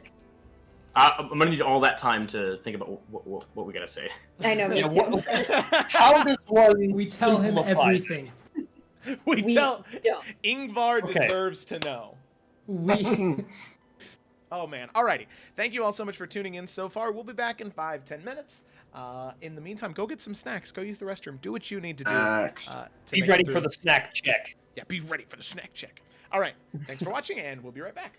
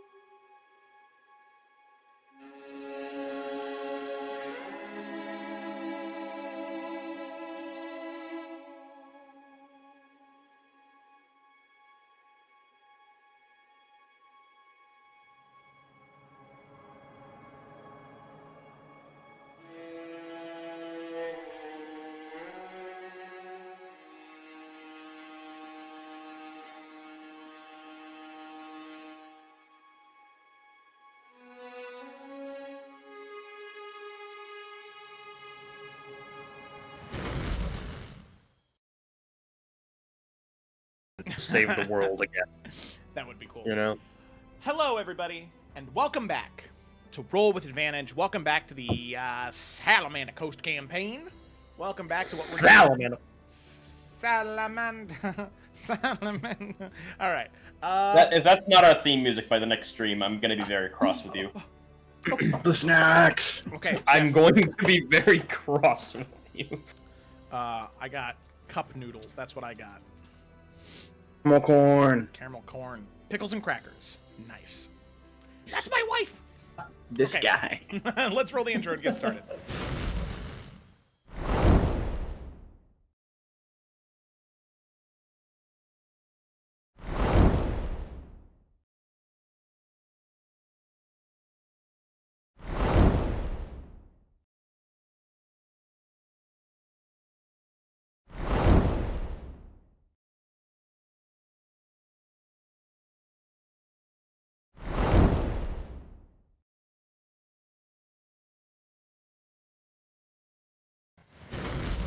Welcome back, everybody. By the way, I know that there's still no music. I can't export a video in Premiere while streaming. I have a good computer, but there are limitations, people. He's dummy. preparing for the Salamander. Don't you know? All right, weak ass excuse. You know what's a weak ass excuse, Gemma? Twig dying. That's how. Yeah, my how, God. how come she died during the final fight? Because she's a little bitch. I'm gonna post the video of them before eating a tomato again. Oh man. Okay. All right. Let's Should dive we? in. Let's So- let's. Fuck. Picking up. Don't whoa me. Don't. Died because of now. No, died because she was inexperienced and ruinous. We're doing this. Yeah. Oh, I hate myself. All right, so picking up where we left off, the group of adventurers known as the Runaways, they had found themselves thrust back into at least what they would assume to be some type of the present day. Not exactly sure on the date or time exactly, but they are at least confident that they are existing in a time where things have not completely fucked off and fallen apart. So, the party now finds themselves in a land that is familiar but disconnected from what they know. A snowy region of the world, similar in some ways to Bella Clara, but they are met by a man by the name of Ingvar. Greets them cautiously at first, but then after hearing they're lost, thaws himself and greets them with a warm smile, invites them in to the tavern, the Traveler's Respite, and invites them in, sits them down at the table, brings them food and warm spiced wine and bread and hot soup and warm ale, anything that they could want in this moment to chill or to warm their bones. And return them to a better spot. And with that, as I said, he pulls up a chair, sits down at the table, plops himself down in front of you and says, well, what the heck happened? Looked like you've got a story to tell. Mm-hmm. I'm gonna let them talk. And she's just gorging. Yeah. It's a long story. What news has already been brought here? News? Not much news gets around here, but, let's see. Think about most recent things. Let's see, Gunrin, she had a pig who died a couple months ago. Let's see, Anvig, she was able to bring in a nice harvest of winter berries just a couple of days ago.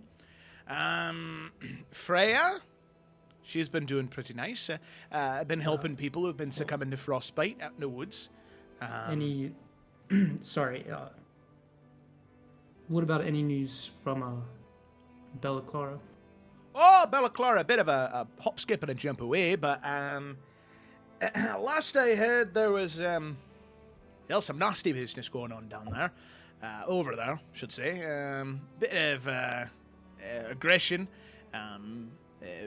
People ship sailing northward, I believe, towards Bromsgrove. Some bit of nasty business, claiming of stolen items and artifacts, and seems like war's on its way. It's brewing, at least. That's troubling to hear. Oh, We were leaving from Bella Clara Oh, a while ago. Some time ago, I believe. And as we departed, that was the news we had heard. Not entirely disconnected from why we left, either. oh, Not entirely. Yeah. After hearing that news, we've kind of stayed out, and kind of gives you an idea of how we got lost in such a place foreign to us. Oh, it checks out. I will say that if your plan is to move away from war, I'd recommend heading south, probably to Ivarian or Turkir. Sadly, Aesir up north, they're not, things aren't looking too hot for us, over here. But I'm sure you've heard about that if you've been here for a while now. We had. We ran into. Well, before we left, I should say. Do we remember what clan they were from? That's an out of character question. They were, oh shoot, I have to go back up to my notes. It's been a while. Stories and more, going off-road.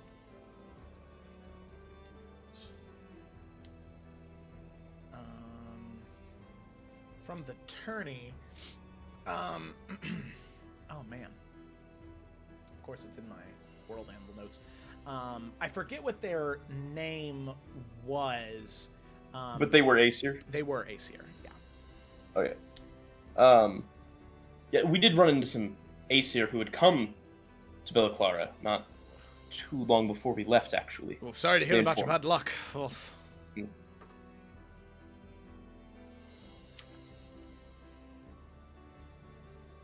So, do people from Bella Clara come out here too much? here specifically, no, not really. Not mostly just us here. Hunting, fishing, doing what we can. Often trading with, well, it just depends. Could either be Rasenka, or it could be Krestakas. Typically, those are the two places we do the most trade with. Don't get to Rogkunthar very much. Not good enough. Trade-off.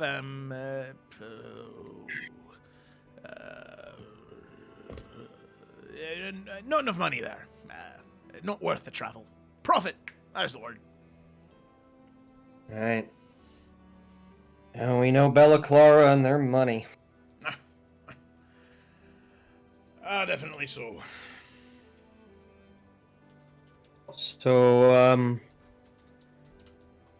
what were those towns you were saying? I am not too good at those yet.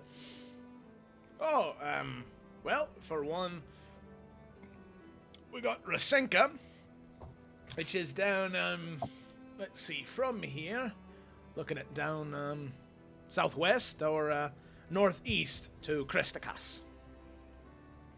Krestakas. Yep, Black Okay. Sheep, or what we call it here. Ah, that's easier. Okay. And so... Well, shit, I think we're good for the night here, gang. Yeah, we really lucked out with that. Lucky indeed. Good. Good thing I found you, or you found us, in the afternoon. Nights here get pretty brutal. Luckily, you're not in Thormer's breath, so didn't need to worry about that. Days there are cold enough as is, not to mention the clans that exist there. A little brutal. But, nights here get extremely cold. So much so, you can leave a part of yourself uncover to the wind, and next thing you know, a strong enough breeze will come by, break your nose half off. That actually happened to old Igvar over there. And you can see that as he points, there's a man who just sort of looks over, has no nose, just 2 holes. Oh. Just whistles as he exhales. Desmond's hands shoot up to like cover his face. Gassed. Oh, my friend, you got a snout. I don't think that'll be freezing and falling off, and if it does, you're gonna have bigger problems than a whistle coming out your nose. He's already got bigger problems than that. Well, at least this stuff is warm. What is this again? And she's gonna motion to the beverage as she's drinking it. Oh, well, right there, that's some warm spiced wine. This is wine. You didn't. What? Well, no one stopped me. She's of the proper drinking age. What is? Just not really. I never did it back. I didn't even I thought it was just zingy. I didn't really. Okay. You're fine. Oh, it's you okay. can handle it. Listen, me boy, he's half your age. He drinks about a couple of pints of that every night before bed. You'll be fine. Okay. Well, I just Same. sound like 8 years old. Cecily's kind of like looking at how big are these bottles? Would you say? The tankards that he brought are probably half a pint. Okay. Well, hers is gone. So, kind of, yeah.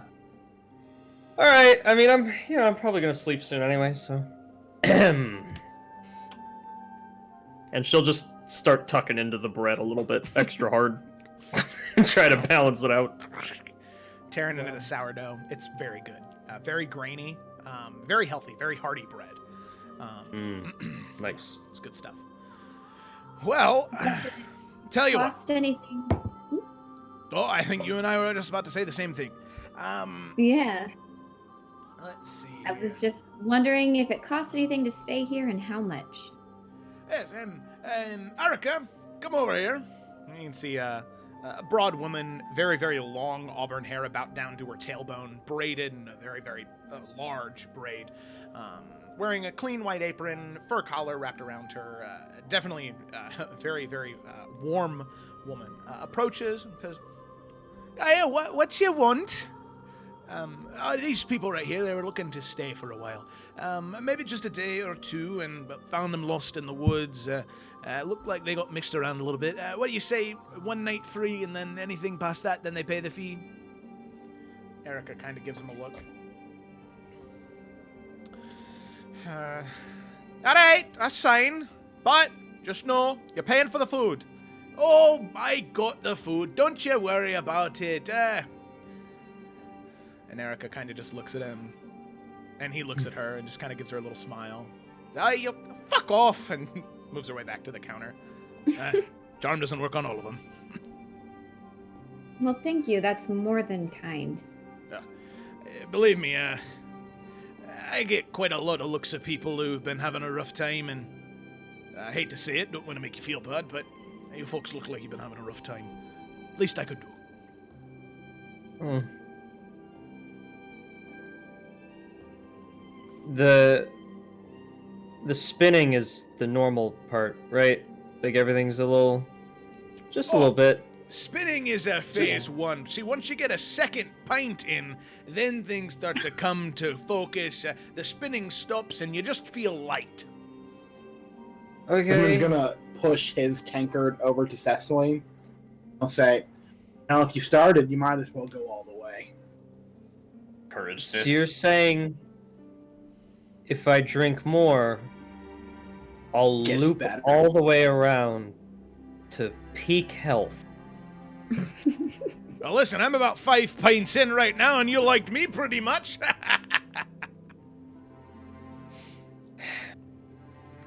You know, fuck it, I'm alive. And she's gonna just start drinking a second pint. Well, can't leave you hanging. I'm going to drink some as well. Alright, But do you we'll have a just- bucket? Bucket? With anything in it, or just a plain old bucket? Preferably empty. Oh, I get you a bucket. They're still pups yet. Yep. Summer babes, I see. Yes. And he stands up and heads off, and he comes back in a couple of minutes. Brings a bucket. Recently cleaned. No need to worry about any slop in here, but Flap. Hey, so you're supposed to, like, clank with people when you're drinking, right? I've seen people do that. Oh, you Oh, yeah. toast, yeah? Yeah, toast anything you want to. Most people here do it to a glorious death, or to plentiful crops, bountiful fishing, or just to life in general. Thought toast was a bread word. Oh, it is. You see, some words have multiple meanings. Oh, shit! I Wow, love this yeah, guy. that- Can you come with us? That's great. It's, Can he please? Oh my god. way of putting that. All right. Well, Cecily will hold up her pint and then just a bread to living. Somebody Aye. clink it. To life. He clinks your bread. To life, L'chaim. We sing it. L'chaim. L'chaim He's to suddenly life. Jewish. I couldn't resist. We made the joke about it being a musical world. Heaven bless you, but Nostrovia.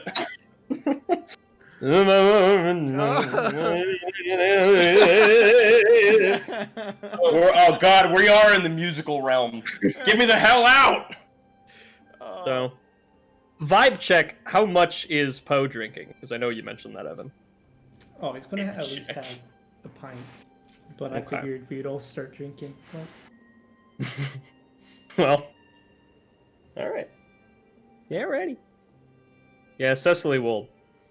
She clearly enjoys it. Like, she's come full circle of being like, oh, this is good. Oh shit, this is wine, and now back to, yeah, this is good. So Who knew that old fruit could taste so good? solid Outer Worlds reference. But yeah, so yeah, she's just gonna go to town. Heck yeah. Go to town. You can see that Nalthian is pacing himself. He's definitely enjoying each sip, but not going overboard. Just trying to pace himself. And eventually, there is at one point in time where Ingvar gets up and moves away, and Nalthian sort of excuses himself from the table and begins to talk to him. And you can see Ingvar sort of, the smile sort of drops for a moment. He nods. And sees them, the two of them exit outside. And then Ingvar returns and Nalthian follows in shortly after him. And Nalthian sits down with you and says, as I was telling our mutual friend here, you all had found me in the woods and rescued me. And repay my debt to all of you now. Any of the food and any of the nights you stay here will be covered by me. Oh, you have money from the future? More money. Is it worth more? wait, you said what now? well, hey, that's a bit. That's not Well, real. No. Because he's He old. doesn't know.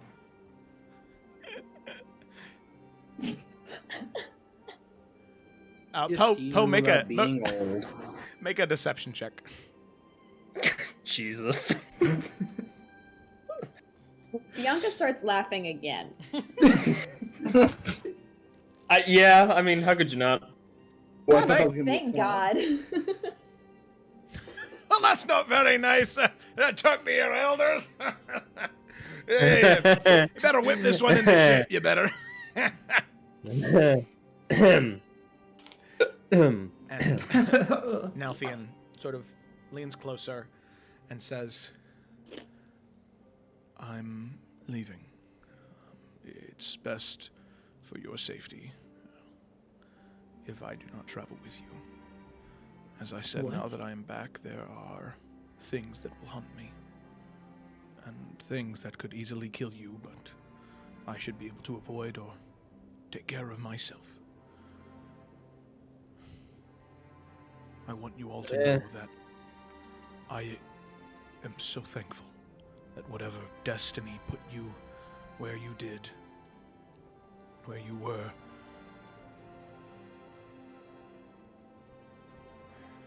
I have a chance to right this wrong. And I have that because of you. Drink, be merry. Sure. Enjoy each other's company. As sometimes you never know how quickly it could fade away. Is there any way that we'll be able to contact you? If we need anything? There's nothing else I can give you. You have what you need to know. And it's up to you now to stop it. What about if you can't convince him? Will you let us know? I will try. If it comes to it, if you can't, there's nothing else we can do to stop him. Is that you want us to do? No. I feel like that would cause more harm than good. In fact, been so long, but being around all these people, oh, gods. I had forgotten all those years.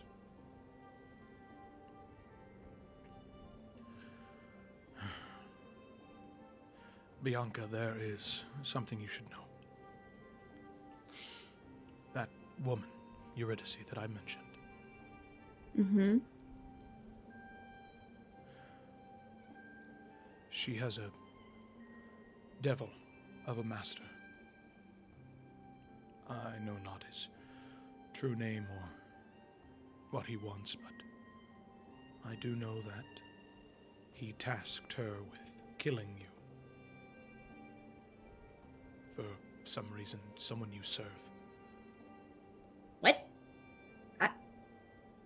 Bianca's brain is short-circuiting. That being said, Eurydice is a good person. She is. And I don't think that...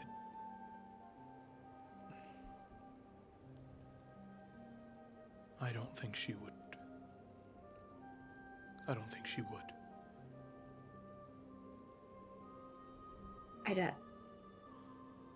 Okay. And Bianca will start drinking quickly.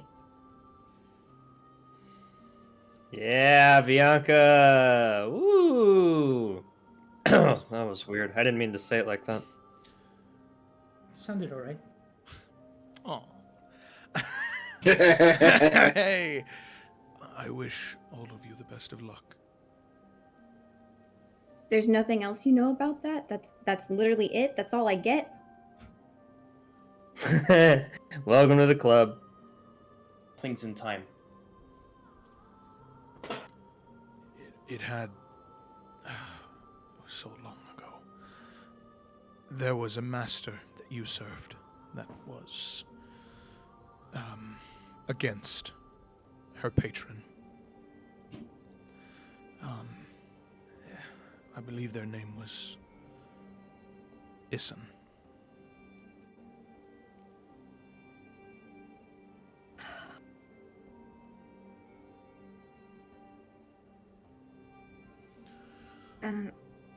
Okay, and then she'll just keep drinking.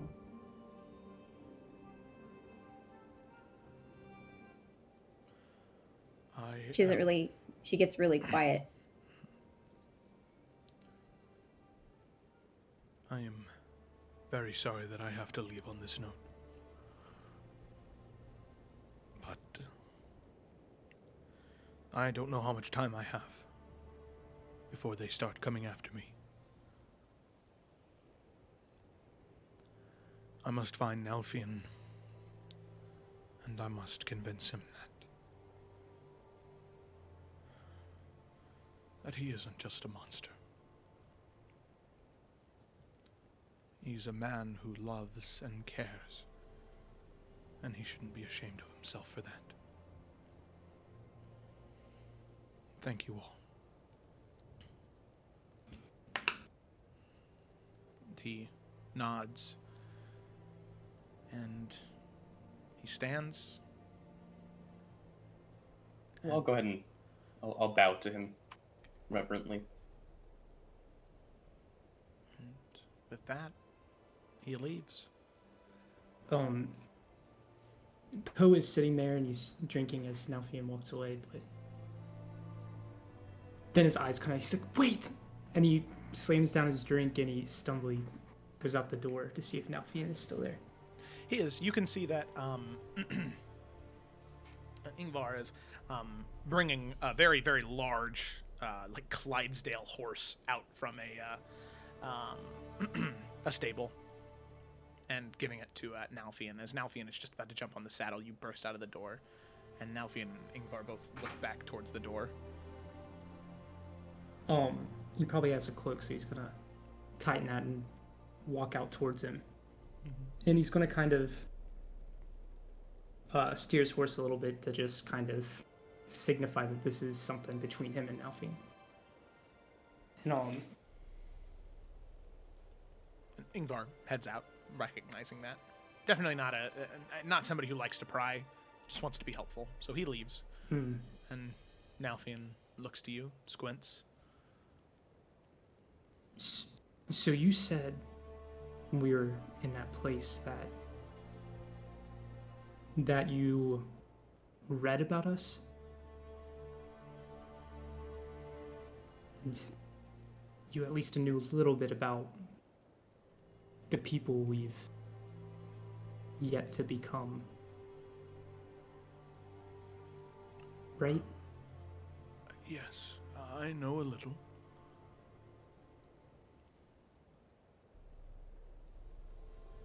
Well, I knew that you may not know a lot, but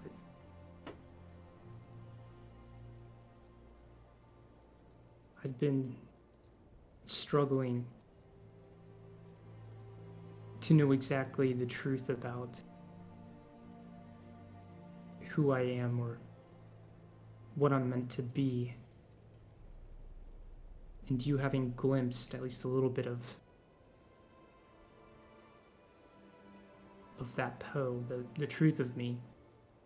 It's just, I guess,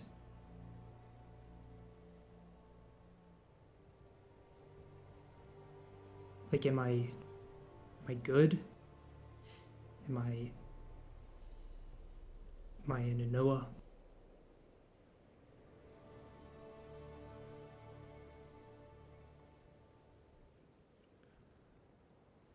What do I become before I was buried with all my friends?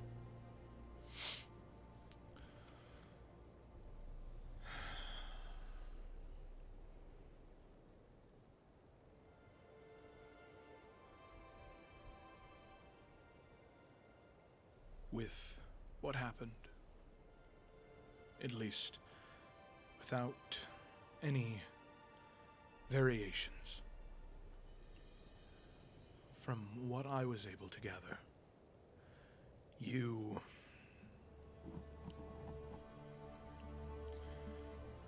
were not just Powassa.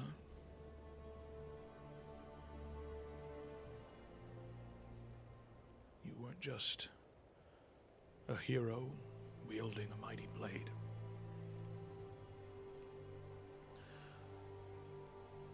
When that final day came, you were so much more than a friend or a companion. A hero, a defender, a protector.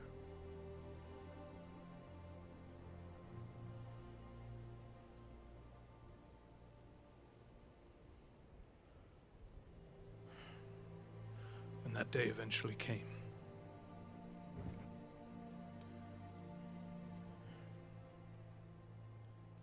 You were fighting for more than just your friends and the good of the world.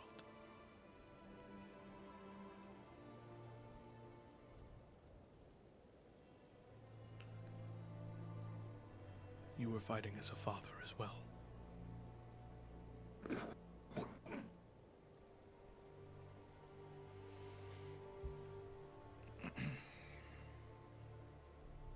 You still kept the name of Noah.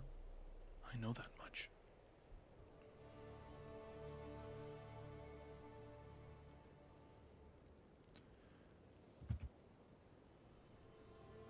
Poe's eyes, like, immediately.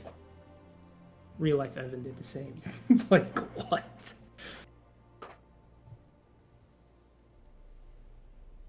I don't know precisely when it happened, but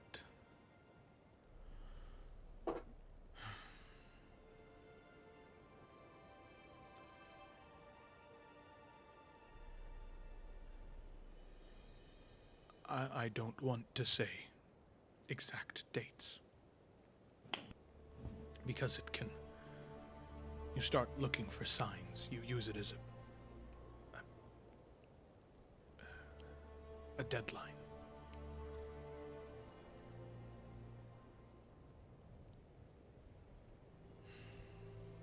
But Well, I guess you've told me more than what I've obviously deserved to hear, so. I know our group may not be as glorious as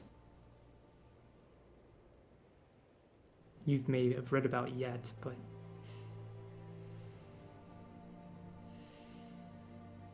if you ever need help,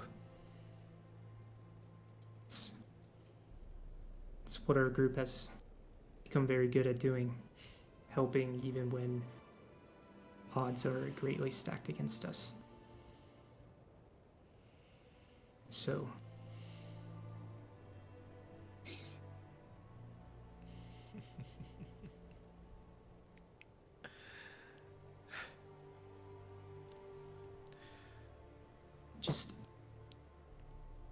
just know that we're ready whenever, if ever you need us.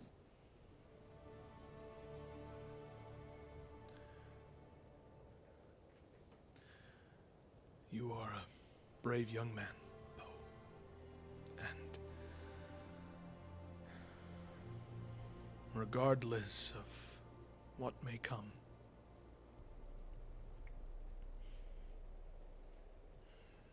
I can tell you that your name doesn't make you. You have proven enough to me in these past few hours to show that you are so much more than a name.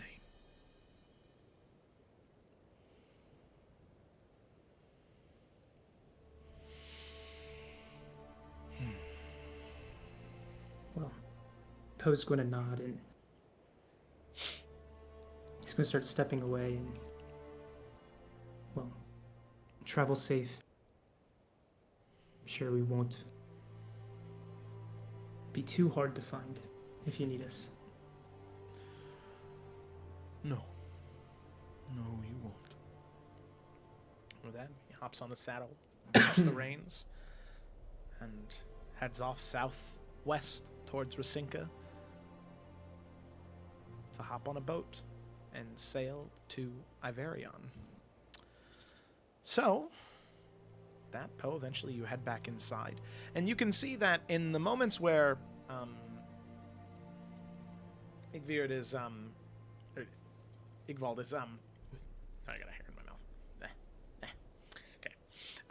Has been back at the table, just chit-chatting with all of you. You can see that different people have sort of started to come up, just like looking down at Keothi, like staring at her. And as she's just sitting there, like drinking away at her spiced wine, May I help you? Well, it's just we don't see very many of you around here. Most times stick to the Hearthstone. It's just glory dub, Kalu, Anna Lathakai. Yes, thank you. Glory to the Old Blood. And you can see she's very uncomfortable and just tries to go back to drinking without them paying attention. Eventually, they do drift away, and with that, Poe makes his way back to the table.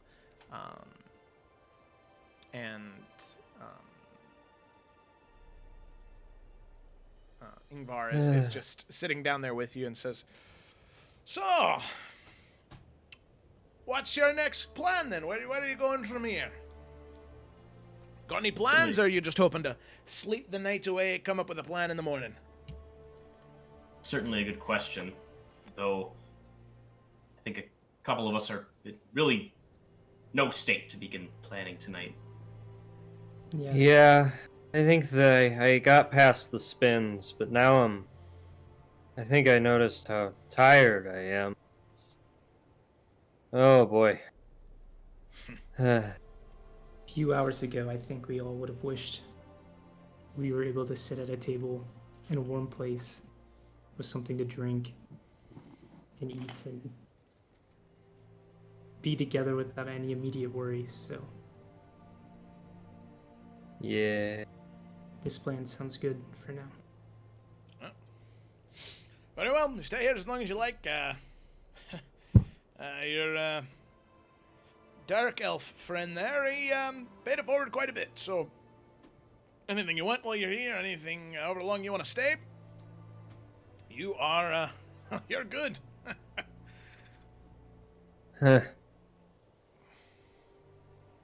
Okay, guy, after all, I guess.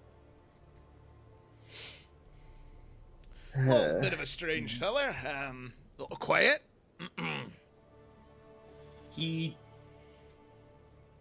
had the decency to bury some people he didn't hardly know. Oh, I don't think he quite got over that. aye, nasty business in war times. I've seen my fair share of skirmishes up on the shattered shields or splintered spears. So, it's rough stuff. Some people have a harder time dealing with it than others. Well, I suppose then, if you be needing nothing else, get back to me post there. Left the dogs out there too long. They start to run away, hunt rabbits, and needless to say, they keep them all to themselves, don't share it all. So get back out there and make sure they're staying all right.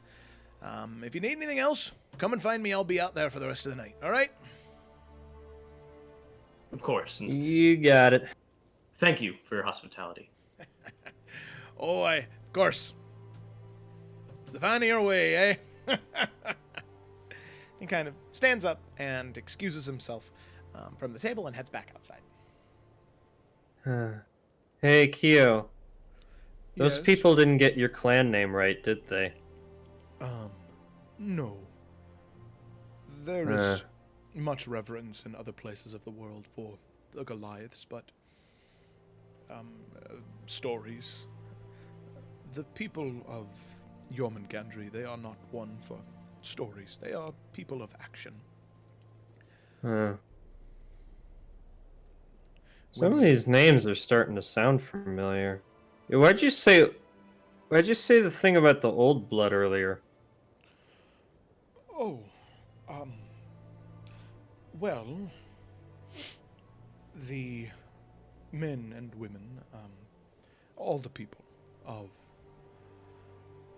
Jormungandr, whether they be Vanir or Aesir, they believe in a divinity of the soul.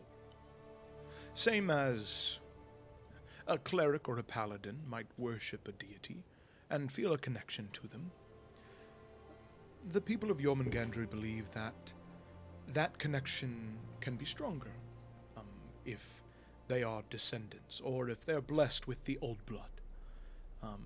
Right. Divine blood. Wait! Are we? And she'll notice she's being too loud. And then.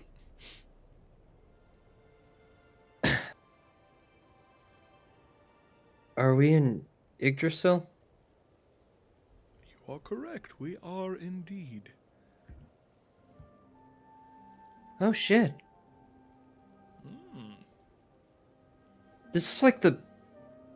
This is the place.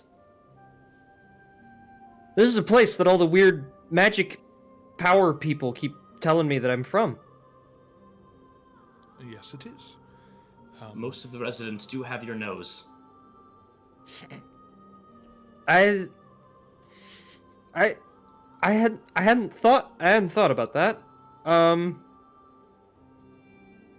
she'll kind of just look around the room at the many faces of this tavern and just. Oh, God, these are my people? Oh no. They're all just laughing and being merry with one another. Wow. I don't. Wow. Wow. You know, they gave us this talk in the orphanage once about nature versus nurture, and it must be true. What the fuck is going on over here?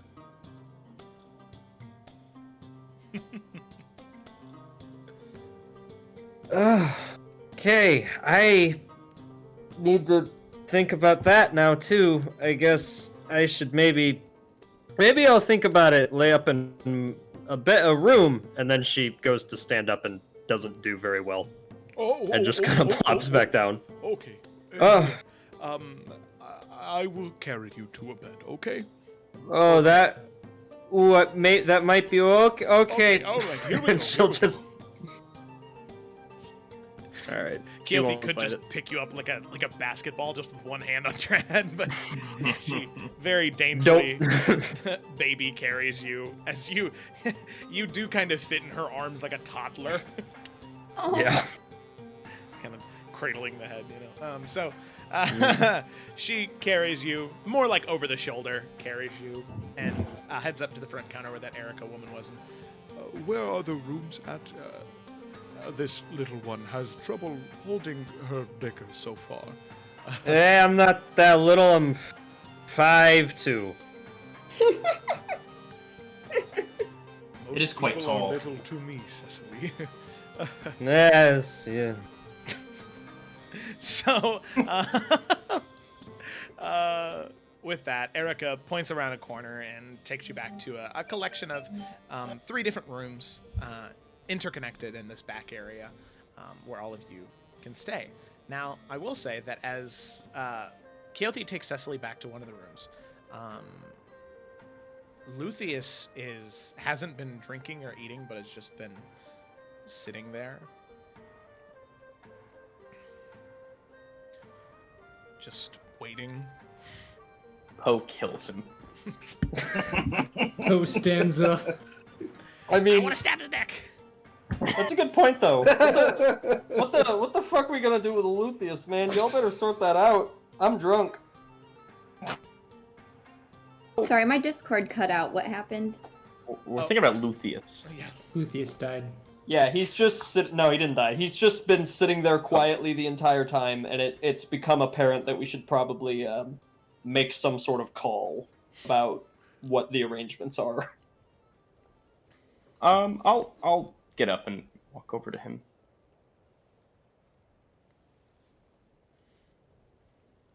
What will you do now that you have, well, perhaps not freedom. I'm not sure any of us have that. But your own path. Well, I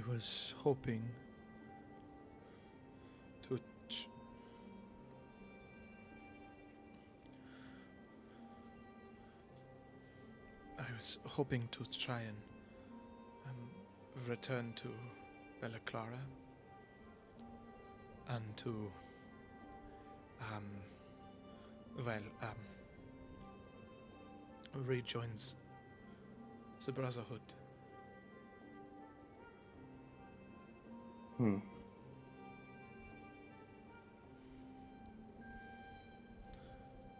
I have no love for soldiers, but one of the prophecies that Nalfian did tell us was the destabilization of the Salamanders.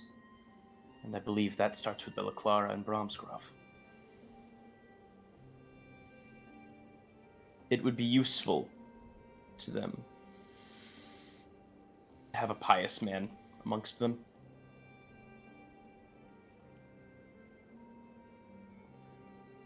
Poe's gonna take a deep gulp.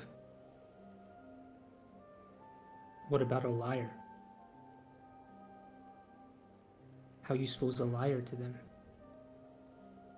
Only as useful as someone who can be forgiven by their sins.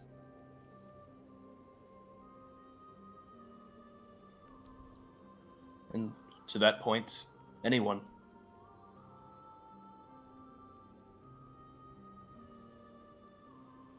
What about atonement? What about atonement for sins? Luthien, working for the Dark One. Did you ever imagine what would happen if someone found out? Did you think about what might happen to you if, say, the Brotherhood found out? Or if, say, we found out? What do you think would have happened? What did you fear would happen if we found out?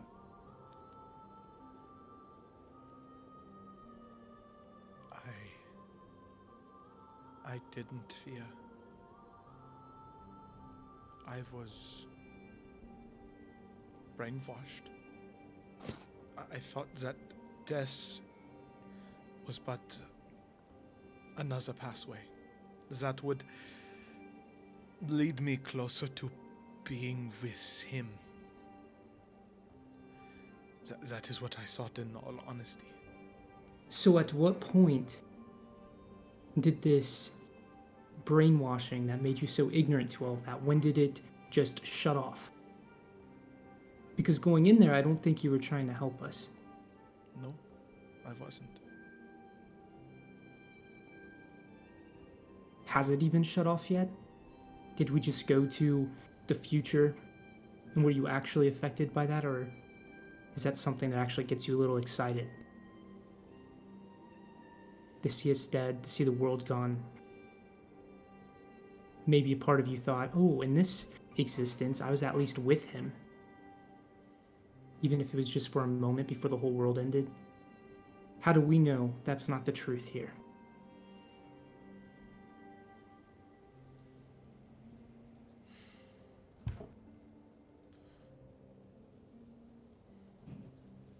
Sorry, I don't mean to sound... Well, I kind of do. Because after seeing that, I don't know how we should forgive anyone who works for the Dark One. If you seek to punish him, select something to take from him.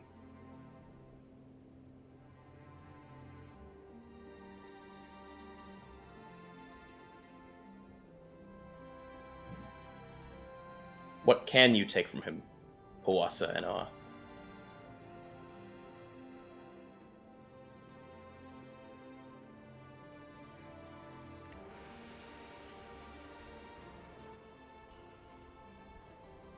Poe's just going to take a drink and look away.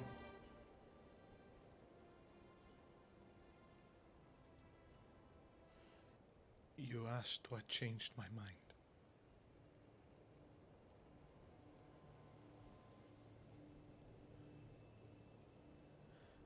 There were two things. Even after every turn, every moment of doubt that you all had of me, when the rest of you were ready to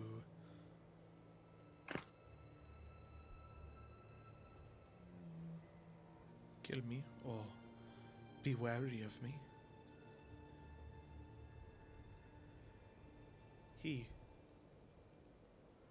looking towards Ashima. He looked at me with mercy.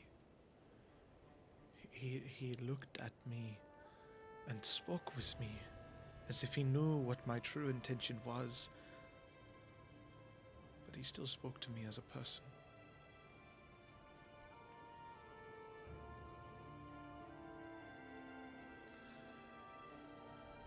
And then Bianca. She was right. I need to be the man that my daughter would want to look up to, that she would want me to be.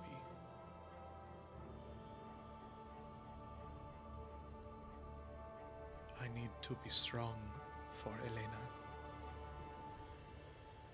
I need to be strong for her.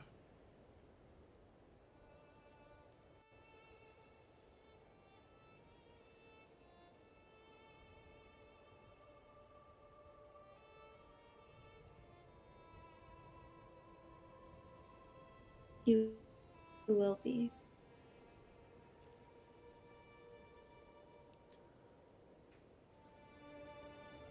Start to live life for her instead of focusing on living life without her.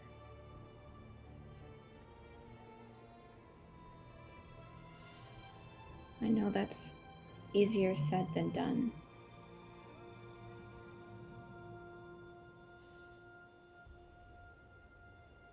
After seeing what all of my work would have accounted for, seeing what his ideal of the world is, what it would all come down to,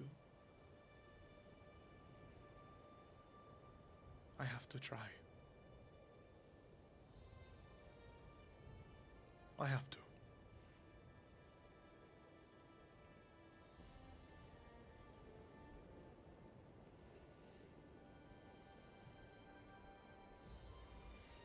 I will leave in the morning. I would like some rest as well.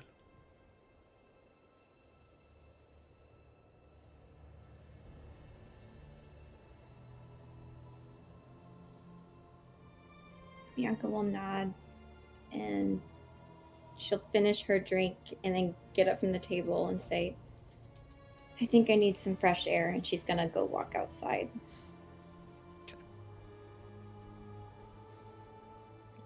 You head outside, and you can see Ingvar is sitting on that same stump that he was, just petting a dog, just on the neck. Oh, oh, there you go, Wolfgar, there you go. Oh, very good, very good. Best character. It gives you a small wave as you exit and goes back to petting the husky around the neck.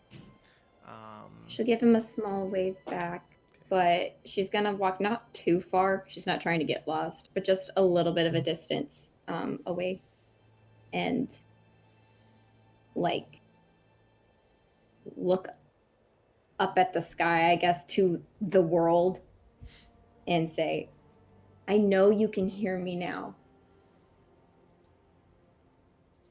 Just talk to me. And she'll wait and listen. She's very anxious.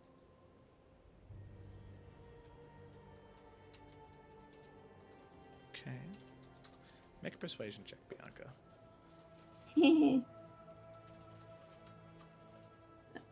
Where is it? There it is.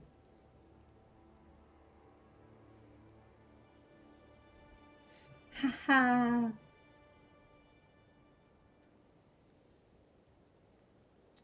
Okay.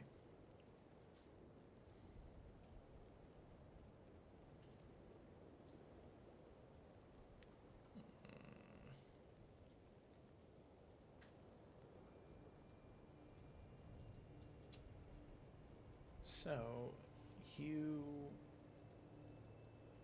just look out into the darkening sky. As the time you spent here is, it's just starting to get darker and darker and darker outside. Until eventually it is just pitch black outside, just staring out into everything, hoping that something will answer. Eventually, you do hear a voice call out to you, but it's not the one that you'd hoped. Ingvar. Listen, I hate to bother you, but that cold snap's gonna come soon. I don't know if it's good to stay outside for much longer. Okay. Thank you. I'll be in a second. All right. Take your time.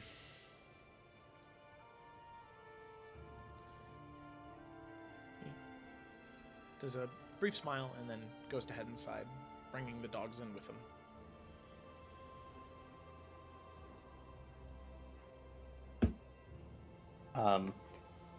I will also take my very quick leave from Luthien. I'll stand up from the table and say, whether we meet in your heavens or as two particles of ki flowing through one mind, I do believe we will have our theological discussion sometime before the end of time. And I'll give a bow and go check on whether or not Cecily's dead. Okay. All right. Yeah. Sounds good. Yeah, how's Kyo doing with that? Oh, she's taken the necessary steps. You know, she's sort of rolling you on your side near the edge of the bed. She kind of has a chair posted up right there right now. There's a bucket off the edge of the bed, just kind of holding you steady. Cool. Yeah, I'll Cecily will, in her very tired, somewhat drunk, first time drunk state, she's kind of just gonna, ooh, fresh bed, happy 16. Wait, Cecily, is it your birthday? Oh shit. Wow. Yeah, this wine stuff really makes you just say shit, huh? Yeah, no, it's over now. Some more important shit going on for a while there. And I don't like talking about it. I understand. Well, maybe you don't like talking about it, but it is tradition on birthdays to give gifts.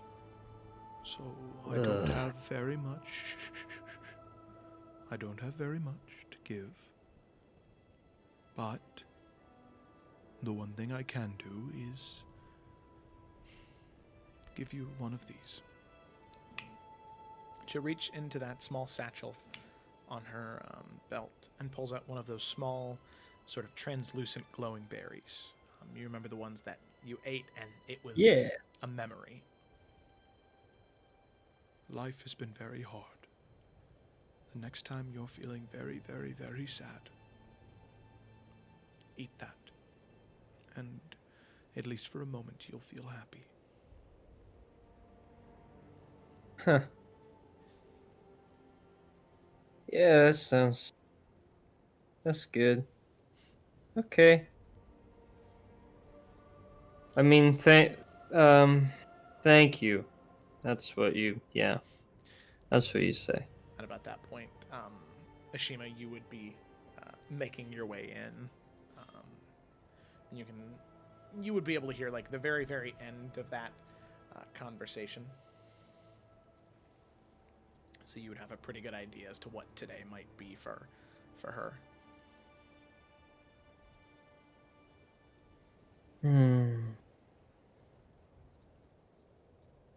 Well, you are muted, by the way. Just so you know. Oh, right. That is required to speak. He won't pay any mind. He'll just find a quiet place, try and find one of the only blankets it's not made from skin. And There are a couple of hemp blankets that you could find, yeah. itchy, but he'll curl up into a little halfling ball. A quarterling. Oh my goodness. I'm sorry, I like cute things. Yeah. So Cecily will just sit there and just put the put the berry somewhere that she's not gonna crush it on accident. Easy enough, yeah. And yeah, and she'll just kind of slowly roll over into her face down position, just No, no, no, as no, no. room. Nope, nope. Gotta stay on your side. Oh, Okay. what? No. It's okay. It's okay. It's okay. And she kind of like rubs your back. Don't worry. It'll be okay. Mm. From under the hemp blanket, which just swallows him. These are very large people, I presume, Yes. who live in these parts. You'll just hear a muffled, Kyo, if you require Ipecacuana, I do not have any presently, but I might procure some.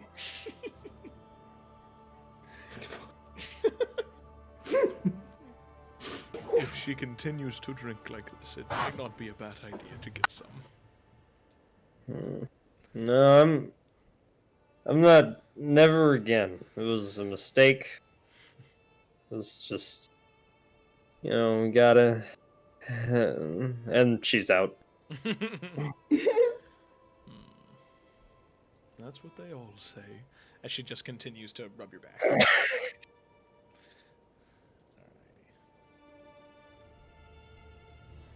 So, Downstairs, is Luthia still chilling down here, or did he go up and go to the bay room as well? no, he would have went to the back of the inn and gotten into bed. Yeah. Desmond is going to kind of stand up and waddle over, covered in his cloak, and plop himself down next to Poe. And give a hearty sigh. He'll just look at him and ask, how are you doing?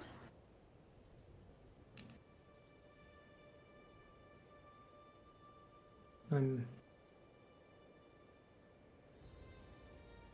don't know.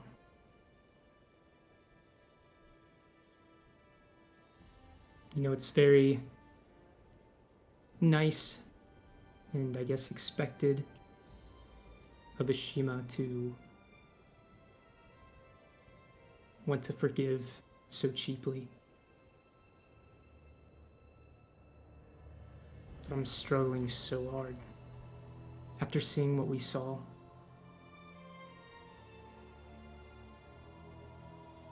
I get it. as far as I'm concerned, anyone or anything that contributes even a little bit to that reality, it's our duty as witnesses of it to remove them, to stop them, to kill them. You're right. Actions speak louder than words.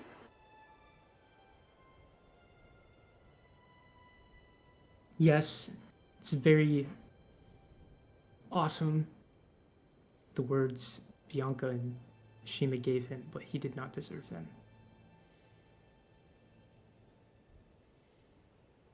And a part of me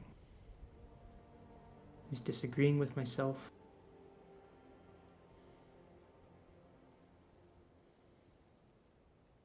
But a bigger part of me is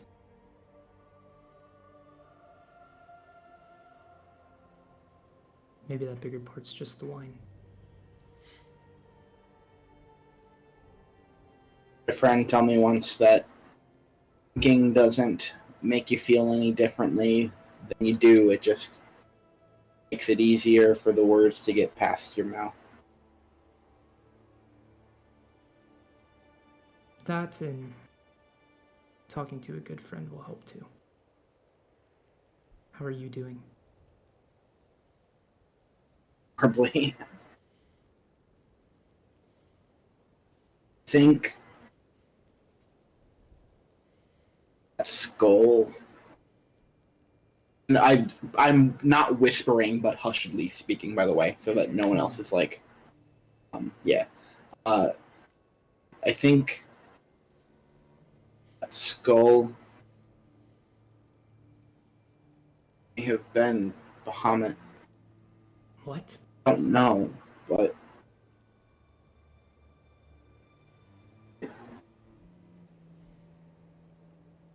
Like I actually? don't know. I think so. Or something similar to him. It or whatever the fuck it is or it's supposed to be. I don't know.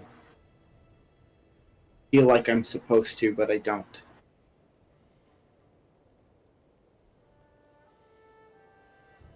I don't know.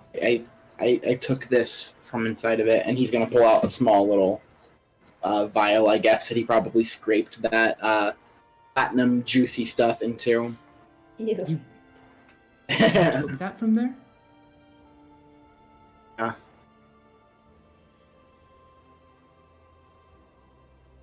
Desmond, I did. And no, it wasn't smart.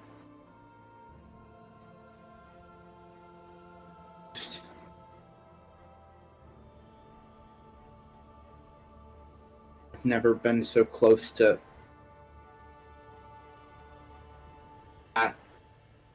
anything like that before.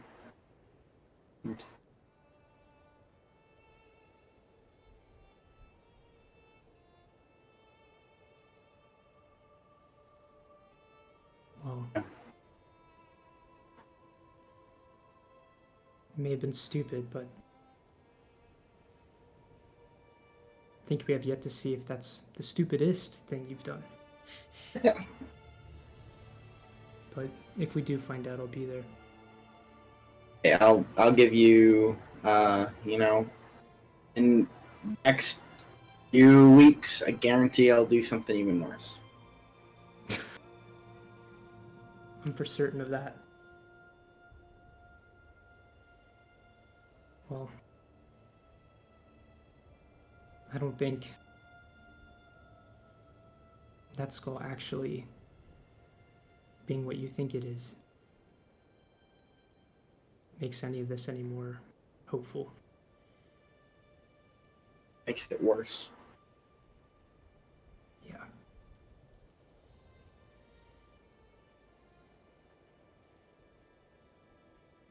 I don't know anything about odds or anything like that, but as far as I know, that's what he's supposed to be. So me and people like me.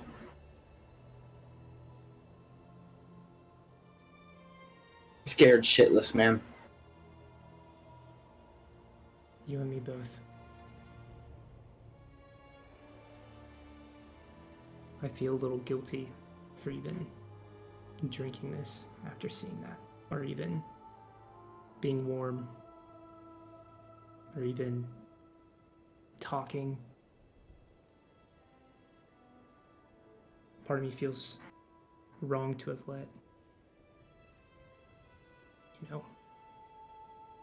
let him leave.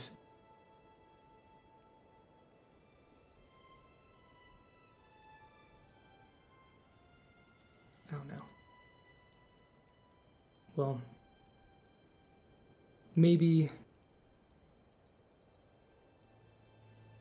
we visited a godless world, but maybe, maybe fate was still working some magic there, and us seeing that, and maybe even you stealing that piece of whatever from the skull of potentially a god will actually work in our favor. Hopefully. Fuck fate, man. Forge your own path.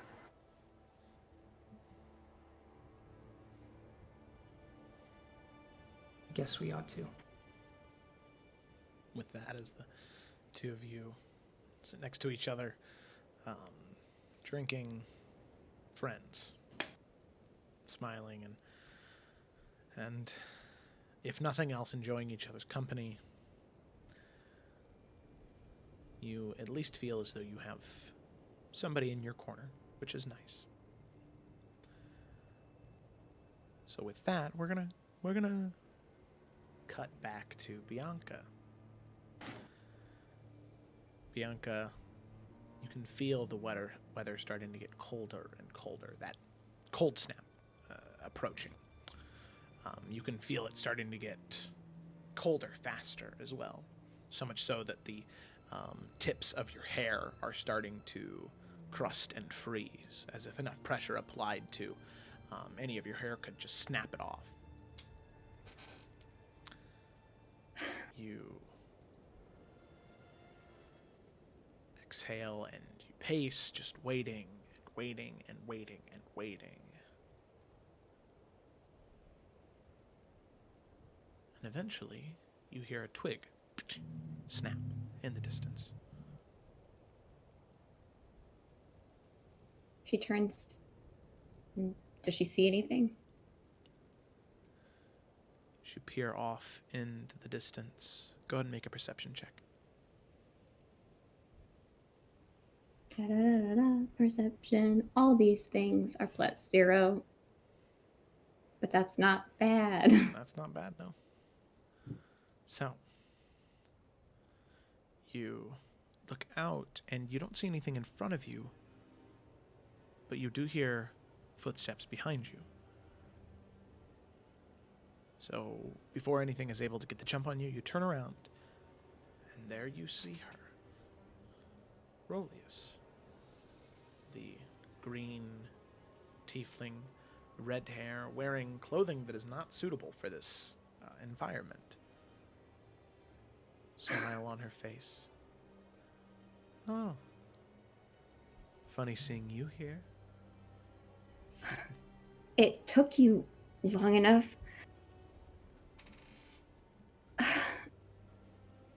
So, do you know where I've been? At all? She looks out towards the tavern, which is still in sight. And she looks back to you and says, "Let's walk and talk. And if you want to shout at me, you shouldn't be near people." Fine, sure. You start to walk away from the tavern. Do I know where you've been? No, enlighten me.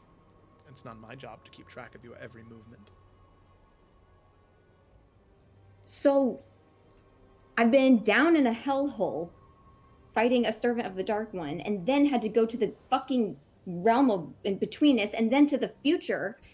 And this guy from the future is saying something about, well, back up there. Hold on. The Dark One called me the thrall of Isin, which I assume he just meant like child. But regardless, this future guy then says that I'm serving Isin. And I just, oh, and then there's this chick named Eurydice, who's apparently going to kill me because her god doesn't like my demon thing, who I didn't even know about. Well, I knew about him, but I didn't. What is going on? Because I need answers. That's a lot to take in. I'm sure you're angry. Step by step. You were in a tomb of some sort with servants of the Dark One.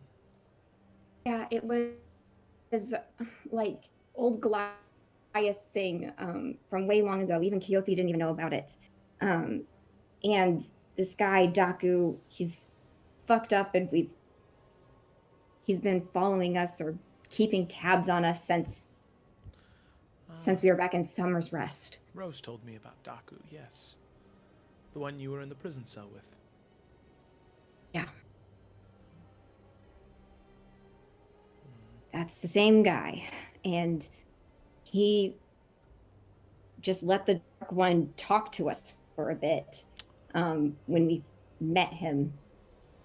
And he called all of us by weird names, but he called me the Thrall of Isin, which pissed me off. It's not like I didn't know, though. So, this Dark One.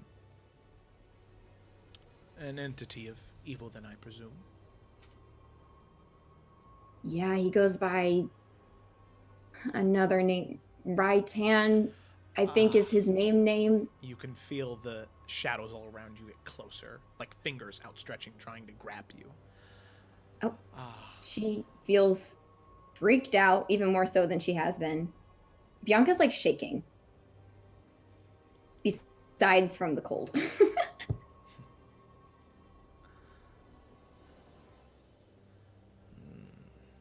So, that's very interesting. And then you said you went to the realm in between? No choice. It was just the only way we could go. And then to the future.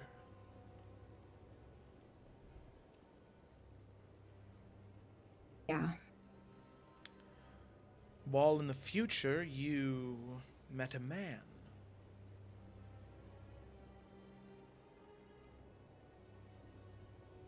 What was his name?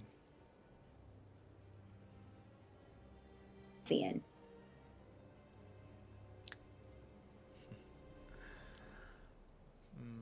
And then we came back with Nalfian. And Nalfian's the one that told me about Eurydice and how she's going to kill me because I serve Isin, which I don't. I see. I had hoped that you wouldn't get tangled up in all of this. It's nasty business.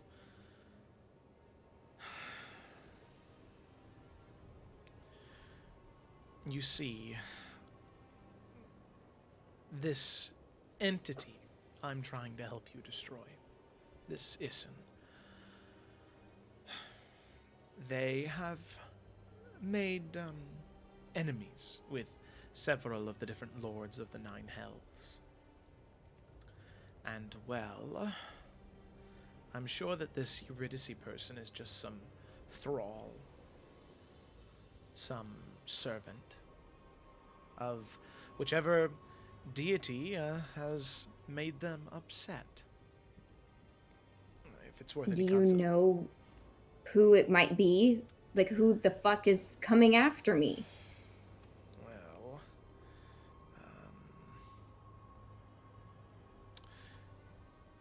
in all reality, what other 9 lairs? So it could be any of the other 8.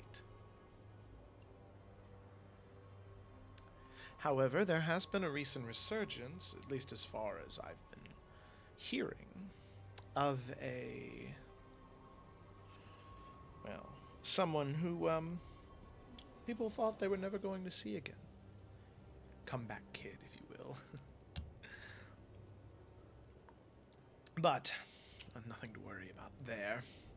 I'm sure this Eurydice, regardless of who she might be, where she is, or what she intends to do to you, Bianca, at the end of the day, you are a brutal killing machine. What, some young girl with the ability to shoot a bolt of fire out of her hand? Or to change her appearance to look more fiendish? A woman who can walk through flame and come out the other end almost unscathed?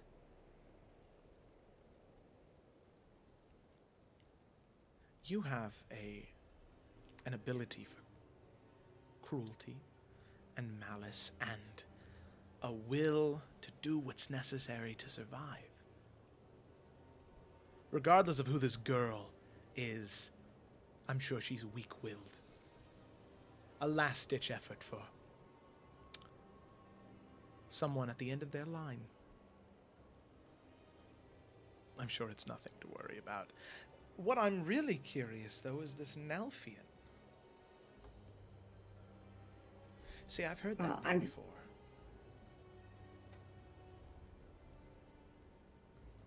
Okay, I'm sorry. I really don't know much about Nalfian. It was a whirlwind of a day, week. I don't even know how long it's been. But what about him interests you? Well, it just worries me. Because in all this talk of the Dark One, I thought you might have been able to put 2 and 2 together. I've heard of an Alfian before. A man who exists southern regions of the world. Iverion, Tarkir, dueling. A man able to conjure a shadow to fight with him.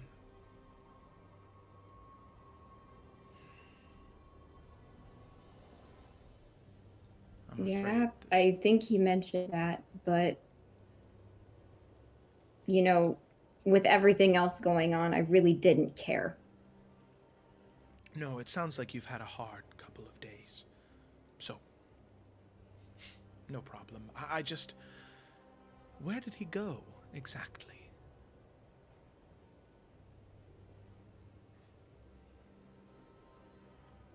I mean... Can I insight check? Yeah, go ahead and insight check. Because that was a red flag.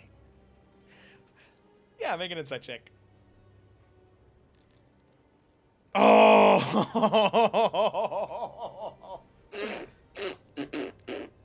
Oh. That's not good. That's okay. That's booty cheeks. First day back. Bound to happen.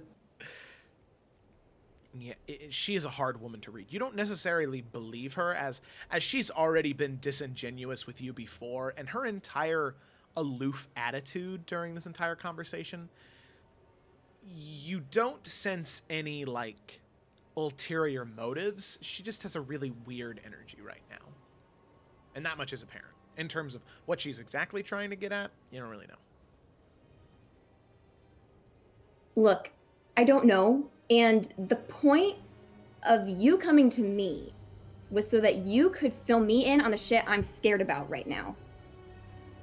I feel like we're going way off track of what... So back to Eurydice, back to Isin. Why do I have the name of Thrall of Isin? Why is that attached to me?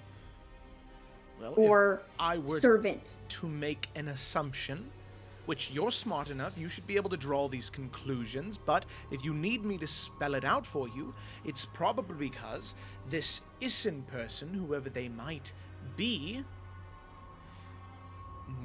how you have your lineage. Yes, I get that, but why do other people... Ooh, I almost knocked over my drink. Sorry, that distracted me aggressively. But why are other people thinking I'm serving him? Because not every tiefling gets called these names. That's true, but also think about the extraordinary circumstances you've been put into, Bianca. Do you know how often people talk to this Dark One? In fact, before any of this happened, when was the last time you ever heard any talk of a Dark One?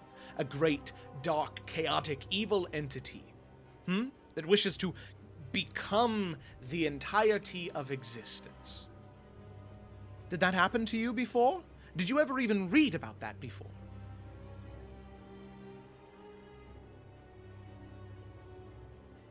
So, you don't think because of extraordinary circumstances, extraordinary things could be said to you?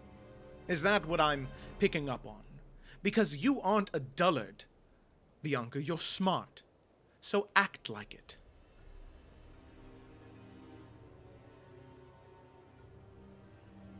Look, things just don't feel right.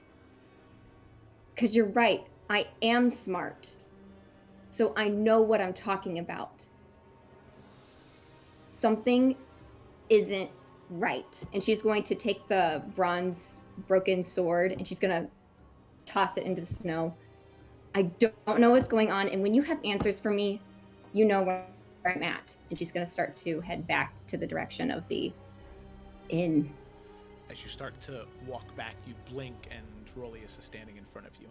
You have something you want to say to me. There's something that you're holding back. Say it. I know you're thinking it. Say it. What are your actual intentions with me? Because you're saying you're helping me, but I don't feel helped. I stood out here for hours waiting on you to help me. You didn't know where I've been. And I'm afraid. I'm being chased by people. What is going on?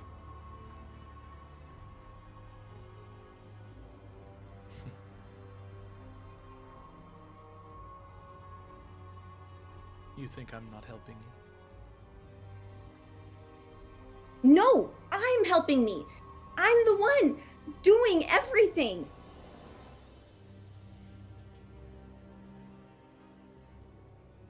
So, what do you want me to do then? What? Give me answers? Answers. Where is Issen? How can I get to him? Again, people associating me as his follower. Like, what have you actually done?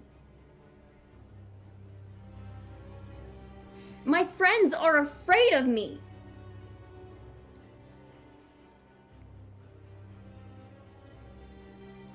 I hated that.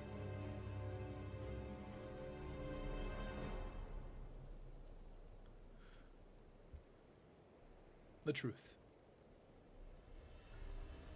The truth. You're right. I haven't been giving you enough. Bianca. Not nearly enough. You deserve more. More information. You deserve more direction.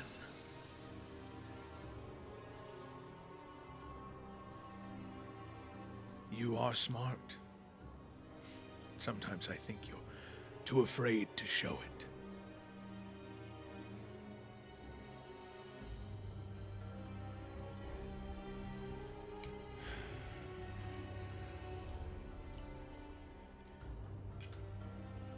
She's gonna try and back away from Rolius. No. You don't get to walk away. You stay. And you can feel these shadowy tendrils wrap around your legs and move you back towards Rolius. You stay right there.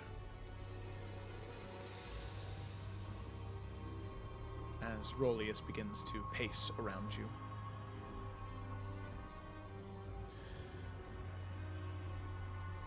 The one problem I have with thralls, or these devilish games, is they're infuriating. Piece after piece, they're playing a game of chess. You know what I wish? I wish, just once,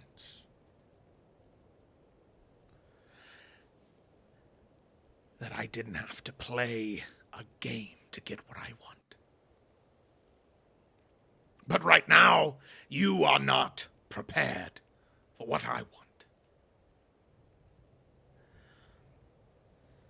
But at every step, every path, every doorway, everything, you always want to know why this, why that. Why can't you just be a good servant and do what you need to? Get stronger. Get better. That was all I ever told you to do. The stronger you get, the easier it will be to kill Issen. But no. You can't do that. You always need to know why. You need the reason. You need to know every single minute detail. Stupid little girl. That's what you are. Your grandparents promised me a great warrior. What do I get? A sniveling little idiot who's so afraid of what her friends think of her.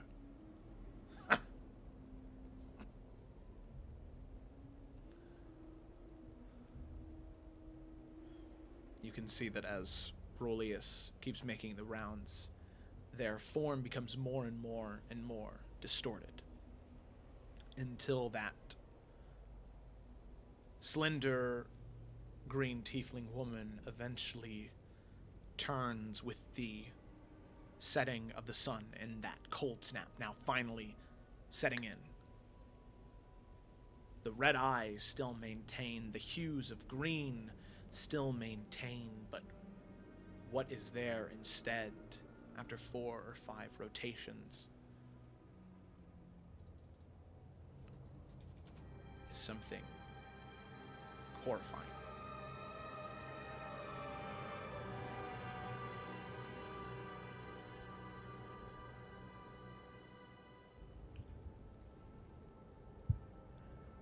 I am tired of games.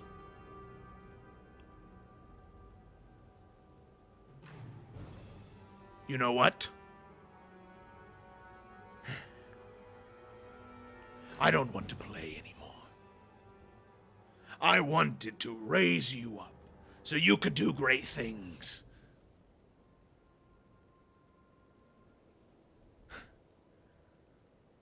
But you know what? I think you need to feel a little pain before you're ready to grow. Pick up your blade. Show me what you can do.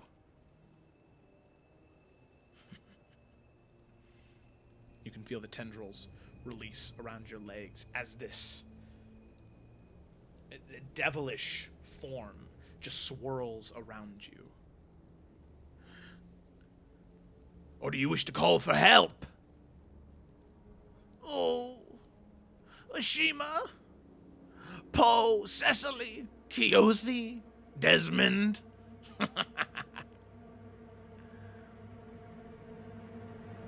Well, Shakily, she'll reach for her blade.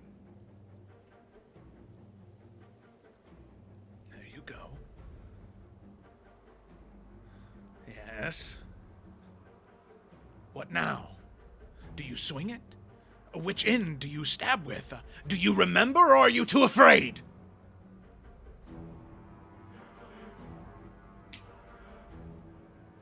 Pissed, she's going to also take out her gun, just kind of ready, and then start to take 2 swings at this thing. Okay. Are there things to hit? Is Yeah. he a blob? I don't know. There's a form. It's very outstretched, like very, very long limbs folded up inside of themselves. Okay. Very, very, very wispy and spider-like. Oh my god. As you reach up and slash, go ahead and roll 2 attacks. Okay. Joe, I'm shaking. Oh, me. This is fine. This is fine. Roll for your things. Normal. Oh, wait, that was Deadeye. Oops. No, click the other one. Okay. Oh, no, that was the broken short sword. Oh, okay, good. Yeah. Okay. Boo. Both those miss. You slash with both, and the shadowy form is just able to pull apart and reassemble in different places. Oh, come on, you can do better than that. Come on, come on. Hit me! Hit me! Make 2 She'll more attacks. do another slash and then one of her attacks, a gun aiming towards his head. Okay.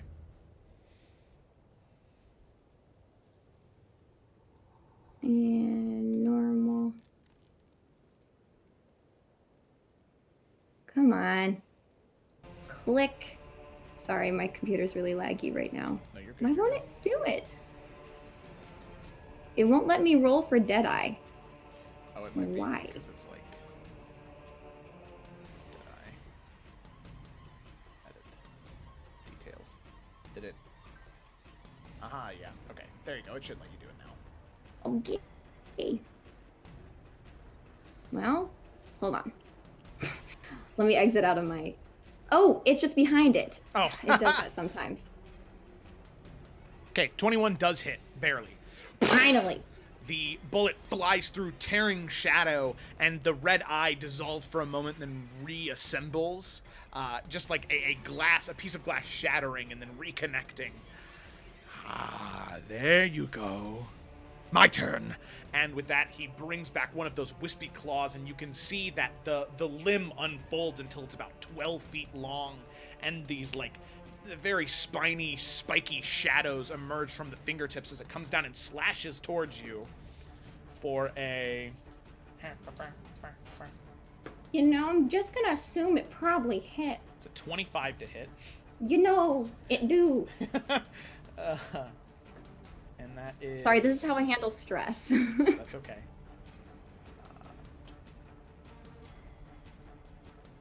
Let's see.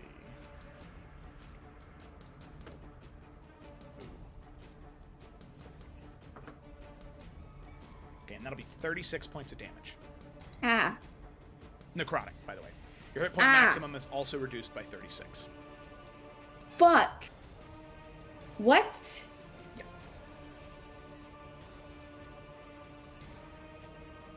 Is it over? No, as it slashes in, just tearing some of that life force out of you. The claws return to the ground, the limbs fold back in on one another.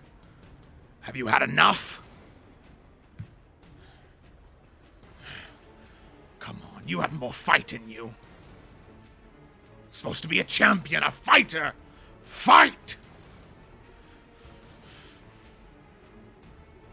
Yeah, she'll do 2 more gunshots because the gun seems to be working. Okay, all right. She'll try it. Here we go. Yeah, Here we it's go. probably behind my character. Why didn't it? Why won't? What is up with the gun? What is this? This is just Come on. in character. Her trying to fumble for the bullets and trying to like put them in. Yeah, And she's so. I agree. 19 misses and a natural one. The gun jams. Ugh. And you try and, but it's jammed. You try and smack at it, and with that, this entity just begins to move closer towards you, and just now begins to hover over you, standing maybe 15, 16, 20 feet up in the air, leaning over towards you. You want to know the truth, Bianca Dusong? All I wanted was a worthy successor. Someone who could fight me, who could kill me, and take my place. But you have proven to be unworthy. I hope that your friends miss you, because I won't.